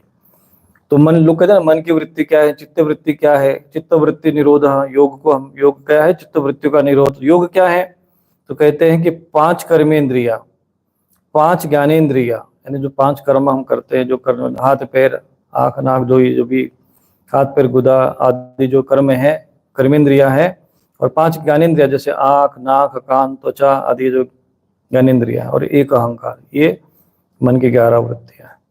और 5 प्रकार के कर्म, 5 तन्मात्रा शब्द स्पर्श रूप रस गंध आदि जो है, और ये शरीर, ये उसके विषय हैं। गंध रूप स्पर्श रस शब्द, ये 5 ज्ञानेन्द्रियों के विषय है। मलत्याग, संभोग, गमन, भाषण और लेना देना व्यापार, ये 5 कर्मेंद्रियों के विषय हैं। और शरीर को ये मेरा है इस प्रकार स्वीकार करना, यह अहंकार का विषय है। कुछ लोग अहंकार को मन की 12वीं वृत्ति और उसके आश्रय शरीर को 12वां विषय मानते हैं। ये मन की 11 वृत्तियां द्रव्य अर्थात विषय, स्वभाव अर्थात संस्कार, कर्म और काल के द्वारा सैकड़ों हजारों करोड़ों भेदों में परिणत हो जाता है। तो ये जो मन का ही विस्तार हम पूरे विश्व में देखते हैं, मन ही संसार है, इसमें कहते हैं मन है। किंतु इनकी सत्ता क्षेत्रज्ञ आत्मा की सत्ता से ही है, स्वतः या परस्पर मिलकर नहीं है। गो गोचर जहाँ लग मन जाई, सो सब माया जानो भाई। जैसे कि तुलसीदास जी ने सरल भाषा में समझाया है, यही विषय है कि जहां तक हमारी मन इंद्रिया जाती है वही संसार है। और जब ये मन और इंद्रिया ही नष्ट हो गए, जैसे अपने जब घी नष्ट हो गया तो धुआं कहां से निकलेगा, जिस घी के कारण, और वो अग्नि भी नष्ट विलीन हो जाएगी। ऐसे ही ये जो सारा संसार है, ये मन के ही उन संस्कारों के कारण। अब जैसे हम स्वप्नावस्था में जाते हैं, उस समय बाह्य जगत कहाँ रहता है, तब तो न तो कोई बाह्य चीज, उसका कोई लेना देना नहीं रहता है। बाहर भले ही उसको कितना भी, जब स्वप्नावस्था में रहेगा, बाहर कितना भी सुगंध होगी, फिर भी उसका स्वप्नावस्था में बाहर के सुगंध का अनुभव नहीं होगा, क्योंकि मन नहीं है। बाहर कितना भी खाने पीने की सुंदर वस्तुएं हो, सुंदर आदि स्त्री आदि वहां हो, पुरुष हो, जो भी हो, विषय भोग संसार के रखे हो, यदि वो स्वप्नावस्था में है तो संसार की बाहर की जो जितनी भी बाह्य चीजें हैं, वो उसको स्वप्नावस्था में अनुभव होगी क्या? बोले नहीं होगी, क्योंकि मन वहां है ही नहीं, लीन हो गई है। परंतु स्वप्नावस्था सत्य लगेगी, क्योंकि वो स्वप्नावस्था में है, मन स्वप्नावस्था में चला गया। अब वह सपने में अगर सुख दुख भय ये उसको अनुभव होंगे, तो फिर कारण कौन हुआ संसार का, संसार के अनुभव का, संसार के दृश्य का कारण कौन हुआ? मन ही हुआ, है ना। मन एवं मनुष्यानाम कारणम बंध मोक्षयो, ये भगवद गीता में जैसा आता है। तो इसलिए यहाँ पर जड़ भरत जी कहते हैं, किंतु ऐसा होने पर भी मन से क्षेत्र का कोई संबंध नहीं है। यह जो जीव का ही माया निर्मित उपाधि है। तो ये प्रकृति है, यही प्रकृति पुरुष का विषय, प्रकृति और पुरुष का विषय है कि जो 24 प्रकार के तत्व बताए गए हैं, इंद्रिय आदि प्रकृति है और आत्मा उनसे भिन्न है। तो ये मन की 11 वृत्तियां द्रव्य, स्वभाव, आशय, कर्म और काल के द्वारा, ये 5 प्रकार के कर्म होते हैं। सैकड़ों और हजारों भेदों में परिणत, काल स्वभाव के कारण कई रूपों में परिवर्तित हो जाते, किंतु इनकी सत्ता क्षेत्रज्ञ आत्मा की सत्ता से ही है, स्वतः या परस्पर मिलकर नहीं है। लेकिन ये है कैसे? जो मन का जो आधार है वो आत्मा है। ऐसा होने पर भी मन से क्षेत्र का कोई संबंध नहीं है, वह तो जीव की ही माया निर्मित उपाधि है। जैसे हम स्वप्न में एक आत्मा मन के माध्यम से विभिन्न प्रकार की चीजें रचित कर लेता है, साम्राज्य बन जाता है, वहां शेर भालू आ जाते हैं, दौड़ने लग जाते हैं, वृक्ष होते हैं, सुंदर स्त्री देखेंगे, भूत प्रेत पिशाच दिखते हैं, वहां सब कुछ स्वप्न अवस्था में होता है, क्योंकि उसका आधार जो आत्मा वो रहता है, परंतु वो फिर भी सत्य नहीं होता। ऐसे ही उमा कहूँ मैं अनुभव अपना सत्य, हरिभजन जगत सब सपना। तो उसी प्रकार से ये जगत भी ही मन की स्थूल माया है। स्वप्न में ये जो जगत होता है वो सूक्ष्म माया है, परंतु इन सब का आधार जो चैतन्य जीवात्मा है वो इनसे भिन्न है। ये यहाँ पर जड़ भरत जी कह रहे हैं, और यही ज्ञान मार्ग है। यह प्राय संसार बंधन में डालने वाले अविशुद्ध कर्मों में प्रवृत्त रहता है। इसकी उपयुक्त वृत्तियां प्रवाह रूप से नित्य ही रहती है। जागृत और स्वप्न के समय वे प्रकट हो जाती है और सुसुप्त में छिप जाती है। तो कहते हैं कि ये जितनी भी बाहर की क्रियाकलाप हैं जो भी दिख रहे हैं, ये जो आप जागृत और स्वप्न में प्रकट हो जाती है। जब हम जागृत, ये मन जागृत अवस्था में आ गया तो ये जगत है। अगर ये मन निद्रा में चला गया तो ये जगत नहीं है। स्वप्न अवस्था में चला गया तो स्वप्न में नहीं है। तो ये सारा संसार किसका है, किसके कारण है? मन के कारण है। यही मन का स्वरूप है। इसलिए ज्ञान मार्ग के अनुसार, ज्ञानियों की दृष्टि से इस संसार का अस्तित्व ऐसा ही है जैसे स्वप्न की भांति। इसलिए वहां भगवान शंकर जी कहते हैं पार्वती, ये उमा कहूँ मैं अनुभव अपना, सत्य हरि भजन जगत सब स्वप्न। तो संसार में जितनी भी चीजें बन रही है, बिगड़ रही है, आत्मज्ञानी पुरुषों के लिए, तत्वज्ञानी पुरुषों के लिए यह एकमात्र स्वप्नवत ही रहती है। जैसे स्वप्न का संसार है ऐसे जगत का संसार है। जैसे स्वप्न में व्यवहार होता है ऐसे जगत में व्यवहार है। और ये व्यवहार करते हुए भी तत्वज्ञानी पुरुष अहंकार से विमूढ़ नहीं होते, परंतु जो अहंकार से विमूढ़ होते हैं तो प्रकृति के इन किए हुए कर्मों को अहंकार विमूढ़ात्मक करता मिति मन्यते, और ये अज्ञान अवस्था में है।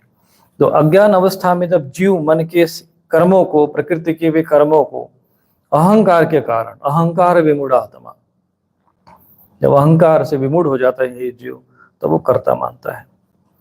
तो इन दोनों ही अवस्थाओं में क्षेत्रज्ञ जो आत्मा है, जो विशुद्ध चिन्मात्र है, मन की इन वृत्तियों को साक्षी रूप में देखता रहता है। यही जब वृत्तियां जब शांत हो जाती है और जब उनसे तादात्म्य में भंग हो जाता है, तब तदा दृष्टो स्वरूपे अवस्थानम, जब आत्मा अपने स्वरूप में स्थित होकर, साक्षी होकर इन सब मन के विचारों को, चिंतनों को देखता है। जैसे हम साक्षी तो होते ही होते, जैसे निद्रा में चले जाते हैं तो निद्रा का साक्षी तो कोई होता होगा। अब जैसे मान लीजिए कोई किसी घर के अंदर कोई नहीं, जाकर देख लो, पता करो घर के अंदर कोई है क्या। अब घर के अंदर जाकर गया, उसने कहा कि नहीं घर के अंदर कोई नहीं है, लेकिन घर के अंदर कोई नहीं है ये बताने वाला भी तो कोई होगा, तो साक्षी तो वहां कोई ना कोई रहता ही है। तो ऐसे जो आत्मा जो है साक्षी रूप में रहता है, तो इनके वृत्तियों के साक्षी रूप में देखता है, तो वही क्षेत्रज्ञ परमात्मा सर्वव्यापक, जगत का आदि कारण, परिपूर्ण, अपरोक्ष, स्वयं प्रकाश, अजन्मा, ब्रह्मादि का भी नियंता और अपने अधीन रहने वाली माया के द्वारा सबके अंतःकरण में रहकर जीवों को प्रेरित करने वाला समस्त भूतों का आश्रयभूत भगवान वासुदेव ही है। तो वही जो सबके भीतर रहने, अब वासुदेव कौन है देख लो यहाँ पर, एव परो भगवान वासुदेव क्षत्रज्ञ आत्मे द मनु प्रविष्ट यथा अनिल स्थावर जंगमाना आत्मरूप स्वरूपेण निविष्ट ईशेत एव परो भगवान वासुदेव क्षेत्रज्ञ आत्मे द मनु प्रविष्ट। कहते हैं कि वही क्षेत्रज्ञ परमात्मा सर्वव्यापक, ये श्लोक है 11वां अध्याय 5म स्कंद का 13वां श्लोक, इसको नोट करना है। ये भगवान वासुदेव कौन है? क्योंकि भगवत गीता में बहुनाम जन्मनाम अंत्य ज्ञानवान मन प्रपद्यते वासुदेव सर्वमिति सो महात्मा दुर्लभ। तो कहते वासुदेव ही सब कुछ है। वासुदेव सब कुछ है समझाकर, कृष्ण भगवान को सब कुछ बोलकर अन्य देवी देवताओं की निंदा कराने के लिए कुछ इस्कॉन जैसी भी पाखंडपूर्ण संस्थाएं भी समाज में कभी कभी अज्ञानता को प्रेरित करती है, और भगवान शिव आदि जो उच्च कोटि के जो भगवान के ही स्वरूप है उनकी निंदा आदि करने लगते हैं, तो ये भी अज्ञानता और मूर्खता का ही है लक्षण है। इसलिए वही जो परम तत्व सबके अंदर है, सर्वव्यापक, जगत का अधिकारण, परिपूर्ण, अपरोक्ष, स्वयं प्रकाश, अजन्मा, ब्रह्मादि आदि का भी नियंता और अपने अधीन रहने वाली माया के द्वारा सबके अंतःकरण में रहकर जीवों को प्रेरित करने वाला समस्त भूतों का आश्रय रूप भगवान वासुदेव है। जिस प्रकार वायु संपूर्ण स्थावर जंगम प्राणियों में प्राण रूप में प्रविष्ट होकर उन्हें प्रेरित करती है, उसी प्रकार वह परमेश्वर भगवान वासुदेव सर्व साक्षी आत्मस्वरूप से इस संपूर्ण प्रपंच में ओतप्रोत है। कहते वही इस वासुदेव सर्वमिति जो भगवत गीता में वर्णन आया है, यही विषय है। लेकिन जो लोग साकार रूप में या निराकार स्वरूप में जो सर्वव्यापक परमात्मा वासुदेव सर्वमिति, सर्वम खल्वम इदम ब्रह्म जो निराकार होगा, वासुदेव सर्वमिति भगवत गीता में वासुदेव सर्वमिति, तो सर्वम हो गया तो सब कुछ होगा, तो उसका आकार कैसे होगा, वो तो सर्वव्यापक होगा। तो कहते हैं कि वो वासुदेव है। लेकिन कुछ लोग जो है वही वासुदेव परमात्मा साकार रूप में भगवान कृष्ण के रूप में अवतरित हुए, वही रुद्राणाम शंकरो अस्मि है, वही भगवान राम है। लेकिन जो मूर्ख लोग जो होते हैं, वो जो सगुण जो किसी एक इष्ट में रुचि होती है, तो वो उस इष्ट की प्रशंसा करने के चक्कर में भगवान के अन्य स्वरूपों की निंदा करते हैं। तो ऐसे लोग अज्ञानता के कारण भगवान के दूसरे स्वरूप, भगवान के ही स्वरूप की निंदा करने के कारण घोर नरक में प्राप्त जाते हैं। जैसे एक ही शरीर के दो दो पैर हो, जैसे मान लीजिए एक ही हाथ में 5 उंगलियां है, कोई सोचेगी कि जो उंगलियां अलग अलग है, कोई कहे अंगूठा हमारा श्रेष्ठ है, उंगली सोचते दूसरी उंगली को कोई चोट पहुंचाए, कष्ट पहुंचाए, तो जैसा वो मूर्ख माना जाएगा। ऐसे ही जो लोग भगवान के विभिन्न स्वरूपों को जानते नहीं है और एक ही परमात्मा, हाँ एकम सत विपरा बहुधा वदंती, एक ही परमात्मा सब स्वरूपों में स्थित है, ऐसा जो ज्ञान जिसके अंदर नहीं है, ऐसे मूर्ख लोग दूसरे देवताओं के जो परमात्मा के स्वरूप हैं उनकी जो निंदा करते हैं। जैसे जो भगवान कृष्ण की भक्ति करने वाले कभी कभी भगवान शिव की निंदा करते हैं, और जहां ऐसा घोर कर्म पाप कर्म हो रहा है तो वो सब लोग नरक को प्राप्त होते हैं। ऐसा शास्त्रों में दिया है। भगवान ऐसे लोगों पर प्रसन्न नहीं होते। बाह्य कर्मकांड, बाह्य पूजा, बाह्य उपासना भले ही भक्ति लगती हो, परंतु वो यथार्थ में वास्तविक शास्त्रोक्त भक्ति नहीं है। हे राजन, जब तक मनुष्य ज्ञान उदय के द्वारा इस माया का तिरस्कार कर सबकी आसक्ति छोड़कर तथा काम क्रोध आदि 6 शत्रु को जीतकर आत्म तत्व को नहीं जान लेता, तब तक वह आत्मा के उपाधि रूप मन को संसार दुख का क्षेत्र नहीं समझता। तब तक वह इस लोक में यूं ही भटकता रहता है, क्योंकि यह चित्त उसे शोक, मोह, रोग, राग, लोभ और वैर आदि के संस्कार और ममता की वृद्धि करता रहता है। ये मन ही तुम्हारा बलवान शत्रु है। तुम्हारे उपेक्षा करने से इसकी शक्ति और बढ़ गई है।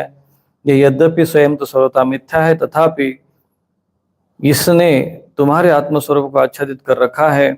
इसलिए तुम सावधान होकर श्री गुरु और हरि के चरणों की उपासना से अस्त्र से इसे मार डालो। तो ये जो मन है ये कैसे मरेगा फिर? ये इसी मन से सब कुछ है। तो कहते हैं, उत्तर दिया है यहाँ पे 17वें श्लोक में, गुरु हरेश चरणोपासना नास्त्रो, यानी गुरु के और श्री हरि के चरणों की उपासना रूपी शस्त्र से, यानी भगवान के श्री हरि और श्री गुरु के चरणों की उपासना करने से ये तुम्हारा मन जो तुम्हें संसार बंधन में, अज्ञानता में जन्म जन्मांतर से भटका रहा है, ये मारा जा सकता है। जही व्यलीकम स्वयं आत्ममोषम, जो आत्मा को आच्छादित करके रखा हुआ है।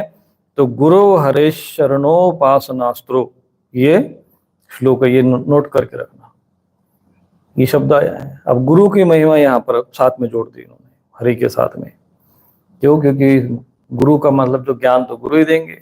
हरि व्यापक सर्वत्र समाना है, सब जगह है, लेकिन उसका ज्ञान कौन कराएगा? ज्ञान वही करा सकता है जो साक्षात उसी स्वरूप में हो। इसलिए शास्त्र में गुरु की महिमा कही गई है। गुरु बिन भवनित तरहि न कोई, जो बिरंच शंकर सम होई। तो यहाँ गुरु शब्द है, गुरु और हरि के चरणों की सेवा। चरणों की सेवा का मतलब ये नहीं कि दिन रात उनके पैर ही दबाते रहो, वो एक अलग विषय है कि भाई भगवान गुरु के उनकी उपासना आराधना करने को भी जो है उपासना, जिसका अर्थ ये होता है उनके चरण और आचरण दोनों की उपासना को उसका साधना मानकर हमें ये उसको अस्त्र बनाकर इस मन को मारना चाहिए, क्योंकि ये मन ही है जो संसार बंधन में हमें बांधता है। तो राजा रघुगण ने कहा कि भगवान, मैं आपको नमस्कार करता हूँ, आपने जगत का उद्धार करने के लिए ही ये देह धारण की है। योगेश्वर, अपने परमानंदमय स्वरूप का अनुभव करके आप इस स्थूल शरीर से उदासीन हो गए तथा एक जड़ ब्राह्मण के वेश से अपने नित्य ज्ञानमय स्वरूप की जन साधारण की दृष्टि से ओझल किए हुए हैं। मैं आपको बार बार प्रणाम करता हूँ। जब ये ज्ञान जब जड़ भरत जी ने राजा रघुगण को दिया तब उसके ज्ञान चक्षु खुल गए। तत्व जिज्ञासु तो वो था ही, परंतु रजोगुण के प्रभाव के कारण जब वो उस ज्ञान को समझ नहीं पाता, और वो तत्व जिज्ञासा का ज्ञान प्राप्त करने के लिए किसके पास जाना चाहता था? भगवान कपिल मुनि के पास। अर्थात उस समय भगवान कपिल मुनि थे, उस समय की बात है ये चल रही है, और उनसे दर्शन भी किए जा सकते थे। तो ऐसे महापुरुष के पास वो जाने वाला जो कोई साधारण योगी नहीं था, तो वो समझ गया। उन्होंने तुरंत उनको प्रणाम किया। ब्राह्मण जिस प्रकार ज्वर से पीड़ित रोगी के लिए मीठी औषधि और धूप से तपे पुरुष के लिए शीतल जल अमृत तुल्य होता है, उसी प्रकार मेरे लिए, जिसकी विवेक बुद्धि को देहाभिमान रूप विषैले सर्प ने डस लिया है, आपके वचन अमृत में औषधि के समान है।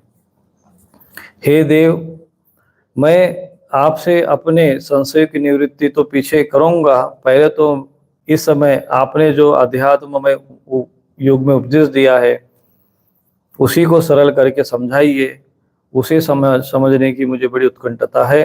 योगेश्वर, आपने जो कहा कि भार उठाने की क्रिया और उसमें जो श्रमरूप फल होता है, वे दोनों ही प्रत्यक्ष होने पर केवल व्यवहार मूल के लिए है, वास्तव में सत्य नहीं है। वे तत्व के सामने कुछ भी नहीं ठहरते। सो इस विषय में मेरा मन चक्कर खा रहा है। आपके इस कथन का मर्म मेरी समझ में नहीं आ रहा है। अब यहाँ पर राजा रघुगण ये कहते हैं कि आपने ये कहा कि भार उठाने की क्रिया और उससे जो होने वाला श्रमरूप फल है, ये दोनों ही प्रत्यक्ष तो है, संसार तो है, फिर भी व्यवहार मूल के ही है, वास्तव में सत्य नहीं है। ये जो तत्व विचार है, ये जो चिंतन है, क्योंकि आप योग वशिष्ठ महारामायण आदि ग्रंथों में जब जाएंगे, अध्ययन करेंगे, तत्व ज्ञान का अर्थ होता है, जब शास्त्रों में भी आता है, रामचरितमानस में भी कहा कि ये स्वप्नवत है, उमा को उमय अनुभव अपना सत्य हरिभजन से गत स्वप्न। तो स्वप्न है, मिथ्या है। शास्त्रों में भी कहा जाता है कि ब्रह्म सत्य जगन मिथ्या। मिथ्या है मतलब इसका क्या अर्थ है? ये सत्य नहीं है, ये हमारी समझ में नहीं आ रहा है। ये बात वो राजा रघुगण कहते। तो जड़ भरत जी ने कहा कि हे पृथ्वीपते, यह देह पृथ्वी का विकार है, पाषाण आदि से इसका क्या भेद है? जब किसी कारण से पृथ्वी पर चलने लगता है तब इसके भारवाही आदि नाम पड़ जाते। इसके दो चरण है, वो शरीर का ये यहाँ पे वर्णन कर रहे हैं। कंधे के ऊपर लकड़ी की पालकी रखी हुई है, उसमें सौवीर नाम का एक पार्थिव विकार ही तो है, जिसमें आत्म बुद्धि रूप अभिमान करने से तुम मैं सिंधु देश का राजा हूं, इस प्रबल मद से अंधे हो रहे हो। वो कह रहे कि तुम हो कौन? आखिर ये शरीर ही है, जो पार्थिव शरीर है। जैसे तुमने कहा कि भाई मैं राजा हूं, मैं सिंधु नरेश का राजा हूं, तो कौन है? ये शरीर ही तो है, एक पार्थिव विकार ही तो है। किंतु इससे तुम्हारी कोई श्रेष्ठता सिद्ध नहीं होती, क्योंकि वास्तव में तुम बड़े क्रूर और धृष्ट हो। तुमने इन बेचारे दीनहीन कहारों को बेगार में पकड़कर पालकी में जोत रखा है, और फिर महापुरुषों के सभा में बढ़ चढ़ कर बातें बनाते हो कि मैं लोगों का रक्षा करने वाला हूं। ये तुम्हें शोभा नहीं देता। हम देखते हैं कि संपूर्ण चराचर भूत सर्वदा पृथ्वी से उत्पन्न होते हैं, पृथ्वी में लीन है, अथा उनके क्रियाभेद के कारण जो अलग अलग नाम पड़ गए हैं। बताओ तो उनके सिवा व्यवहार का और क्या मूल है? यदि तुम राजा हो, कुछ भी हो, तो आखिर तुम्हारा अस्तित्व क्या है? ये पंच महाभूत शरीर ही तो है, और ये पृथ्वी के ही विकार है, और जिसके विभिन्न विभिन्न नाम पड़े हुए हैं, पाषाण आदि भी वही पृथ्वी तत्व का है। इस प्रकार पृथ्वी शब्द का व्यवहार ही मिथ्या है। अब आप पृथ्वी जो अगर हम कहेंगे तुम्हारा शरीर एक पृथ्वी है, पांच तत्व का कहेंगे, तो तुम उसको क्या कहोगे? परंतु सत्यता तो वही है। परंतु मैं राजा हूं, मैं सोवीर, मैं रहुगण हूं, मैं सोवीर रे देश का राजा हूं, ये तो केवल मिथ्यात्व है। और ये जो पाषाण है, वृक्ष, ये जो वृक्ष आदि ये सब है, ये भी पृथ्वी के अंश है। तो इनमें और तुम्हारे शरीर में क्या भेद है? तो पृथ्वी शब्द का व्यवहार भी मिथ्या है, वास्तविक नहीं है। अगर ज्ञान दृष्टि से देखते हैं, वास्तव में अगर हम अपने शरीर का चिंतन करें तो आखिर ये पंच तत्वों के अतिरिक्त क्या है? क्योंकि ये अपने उपादान कारक सूक्ष्म परमाणु में लीन हो जाती है, और जिनके मिलने से पृथ्वी रूप कार्य की सिद्धि होती है, वे परमाणु अविद्यावश मन की कल्पना से किए हुए हैं। अब ये जो पंच तत्व बने हैं, ये वृक्ष, ये जो शरीर बना है, ये पाषाण आदि बने हैं, तो ये किससे बने हैं? अनेक प्रकार के अणु, कणु और परमाणु मिलकर बने हुए हैं। जैसे आप वैशेषिक दर्शन के अनुसार देखेंगे, महर्षि कणादृषि जो है वो परमाणु को ही, अणु को ही जगत का कारण मानते हैं। लेकिन यहाँ पर वो एक बड़ा सूत्र यहाँ पर मिलता है कि वे परमाणु अविद्यावश मन से ही कल्पना किए हुए हैं, वास्तव में उनकी कोई सत्ता नहीं है। लेकिन ये अणु भी आए कहाँ से? ये सूत्र आपको नोट करके रखना है। ये 12वें अध्याय का 9वां श्लोक है, पंचम स्कंद 12वां अध्याय और 9वां श्लोक, कि अणु जो है अविद्या मनसा कल्पितास्ते एशाम समूहेन कृतो विशेषः, ये जो है इसी के द्वारा ही निर्मित है, अविद्या के द्वारा, मनसा कल्पितास्ते। ये अणु परमाणु कहाँ से आए भाई? संसार बना है अणु से बना है, ये कण पत्थर इससे संसार बना है, अणु से बना। यहाँ तक तुम पहुंच गए, यहाँ तक वैशेषिक दर्शन भी पहुंच गया, यहाँ तक भौतिकवादी भी पहुंच गए। लेकिन फिर ये अणु आए कहाँ से? अणु का आधार क्या है? तो कहते हैं अविद्या मनसा कल्पितास्ते, ये मन के द्वारा कल्पित है अविद्या के कारण। एशाम समूहेन कृतो विशेषः, और इन्हीं से ही इनके, परंतु ये इनके समूह से बना है, परंतु इसकी वास्तविक सत्ता नहीं है। इस प्रकार और भी जो कुछ पतला मोटा बड़ा छोटा कार्य कारण चेतन अचेतन गुणों से युक्त द्वैत प्रपंच हैं, उसे भी द्रव्य स्वभाव आशय काल और कर्म आदि नामों वाली भगवान की माया का कार्य समझो। तो भगवान की माया का कार्य क्या है, इसको नोट कर लीजिए। 10वां श्लोक, ये बहुत ज्ञान का विषय है, जो आगे चल के भविष्य में आपको मनन चिंतन करने के लिए उपयोगी सिद्ध होंगे, और इसके बाद आप इसको समझेंगे कि भगवान की माया का कार्य क्या है, भगवान की शक्ति का कार्य क्या है, प्रकृति का कार्य क्या है। द्रव्य स्वभाव आशय काल कर्म नामना जया वेहि कृतम द्वितीयम।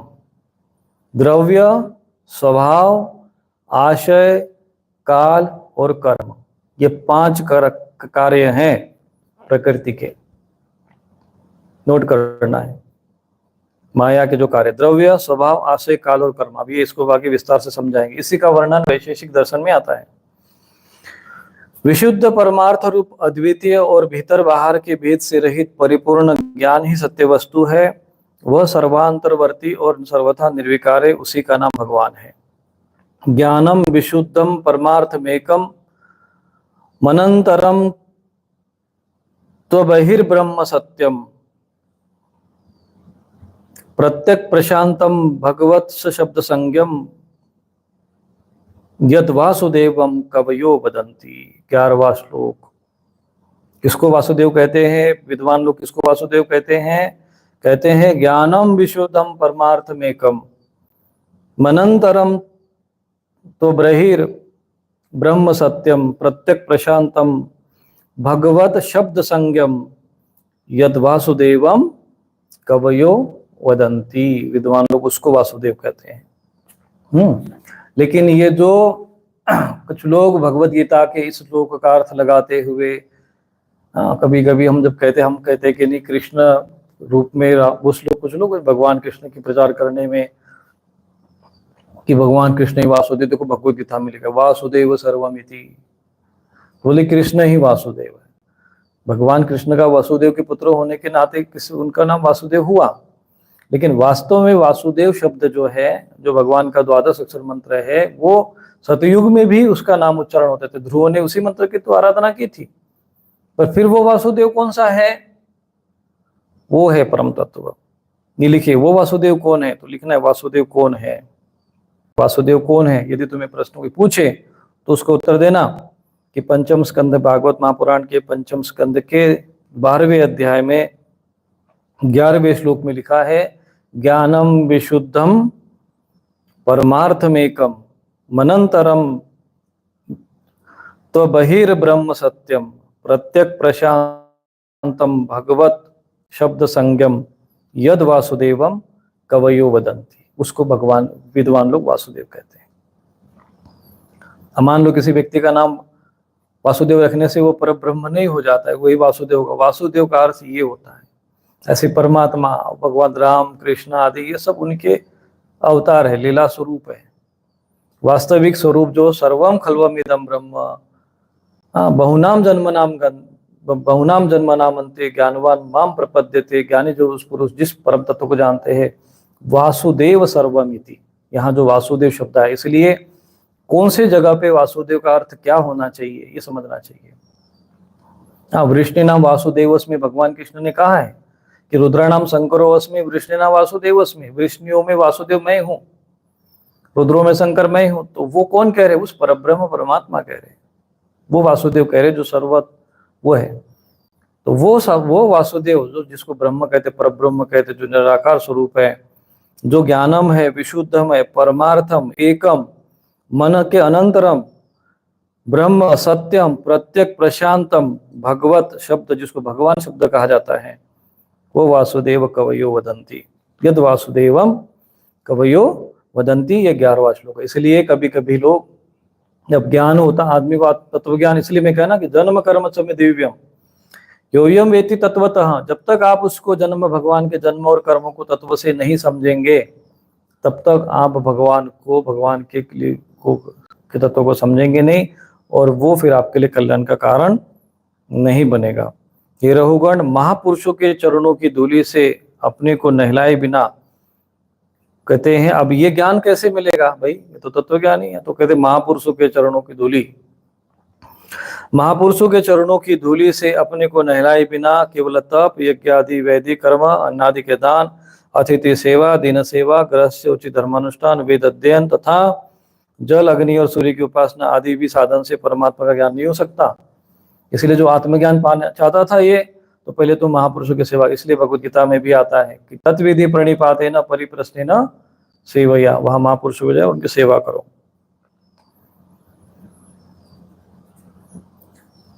तो कहते हैं कि रहुगण, तुम ज्ञान, आत्मज्ञान तो पाना चाहते हो, लेकिन तुम्हारे मन में न सेवा भाव है, न गुरु के प्रति श्रद्धा है, न समर्पण है, न महापुरुषों के प्रति।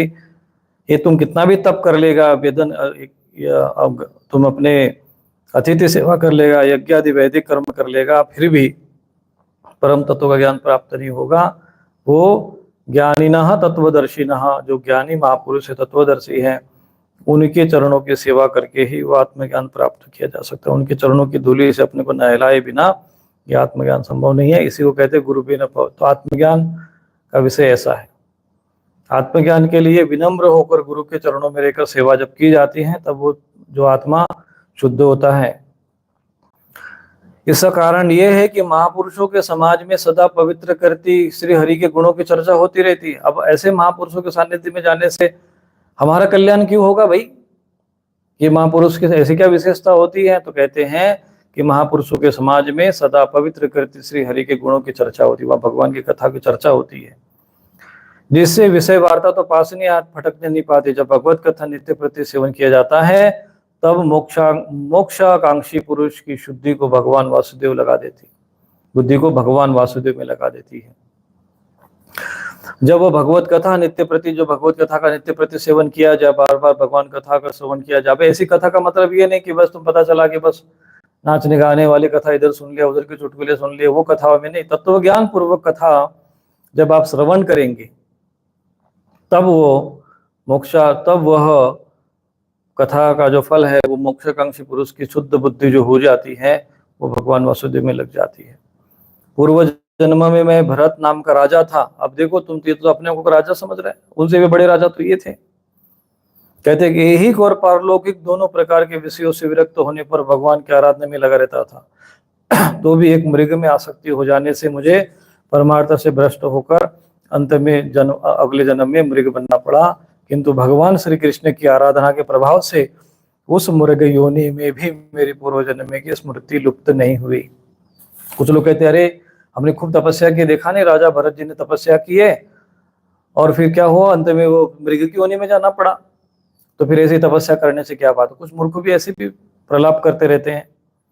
तो ऐसे मूर्खों के प्रलाप के उत्तर यहाँ पर है कि उनका तप नष्ट नहीं हुआ, उनके पिछले जन्म की तपस्या के कारण अगले जन्म में उनको तपस्या नहीं करनी पड़ी। भूलवश कोई अपराध, थोड़ा सा एक चूक हो गई, असावधानी हो गई, तो भले उनको शरीर मृग का प्राप्त हुआ, लेकिन उनका आत्मज्ञान लुप्त नहीं हुआ, आत्मज्ञान नष्ट नहीं हुआ, उनकी तपस्या नष्ट नहीं हुई।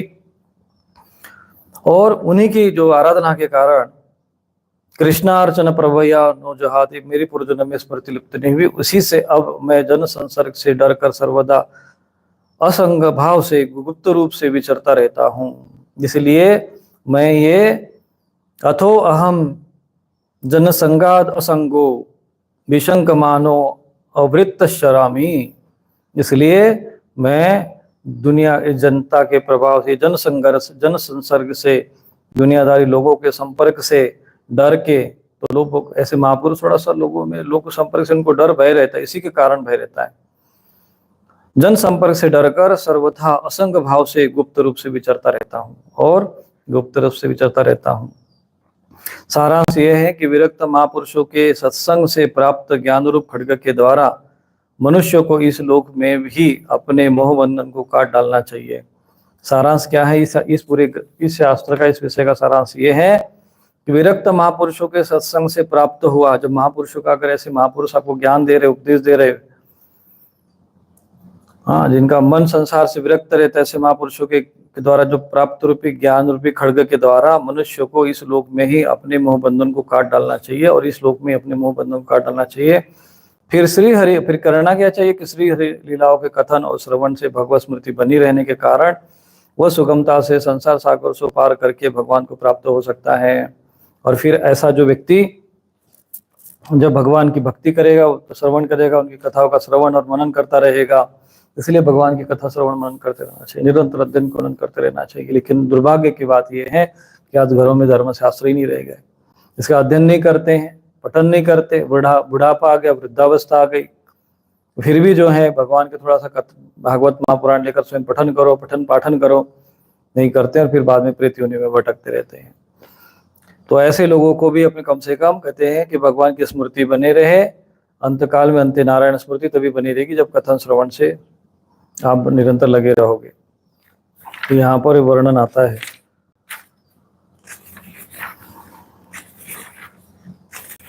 और ये जीव कैसे भटकता रहता है, इसलिए इसके भटाटवी का वर्णन किया गया है।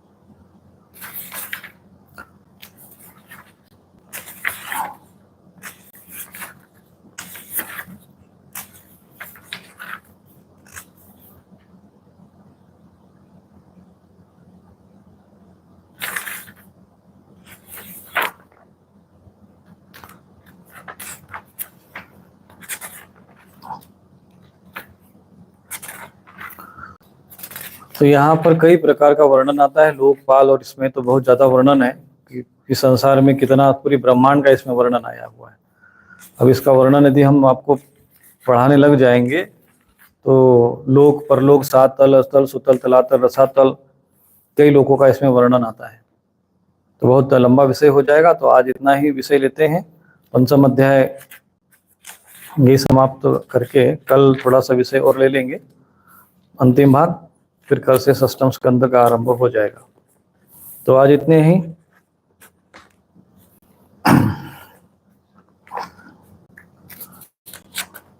कृष्णाय वासुदेवाय हरे परमात्मने प्रणतक्लेशनाशाय गोविंदाय नमो नमः।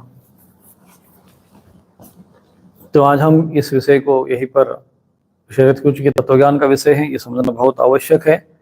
और तत्वज्ञान को समझे बिना जब राजा रघुगण को एक संत महापुरुष, एक विद्वान तपस्वी ज्ञानी महापुरुष जब उपदेश कर रहा हो, ज्ञान दे रहा हो, और वो विषय जब भागवत महापुराण में है तो उस पर चर्चा न हो तो वो भागवत अपूर्ण सी हो जाती है। कथाएं, अन्य विषय, ये लोक वो लोक परलोक, ये सब चीज का वर्णन तो बहुत सारा होता है, परंतु तत्वज्ञान का विषय है वो सभी लोग इसको उचित तरीके से समझे, इसके लिए आज हमने आपका ये विस्तार कर दिया।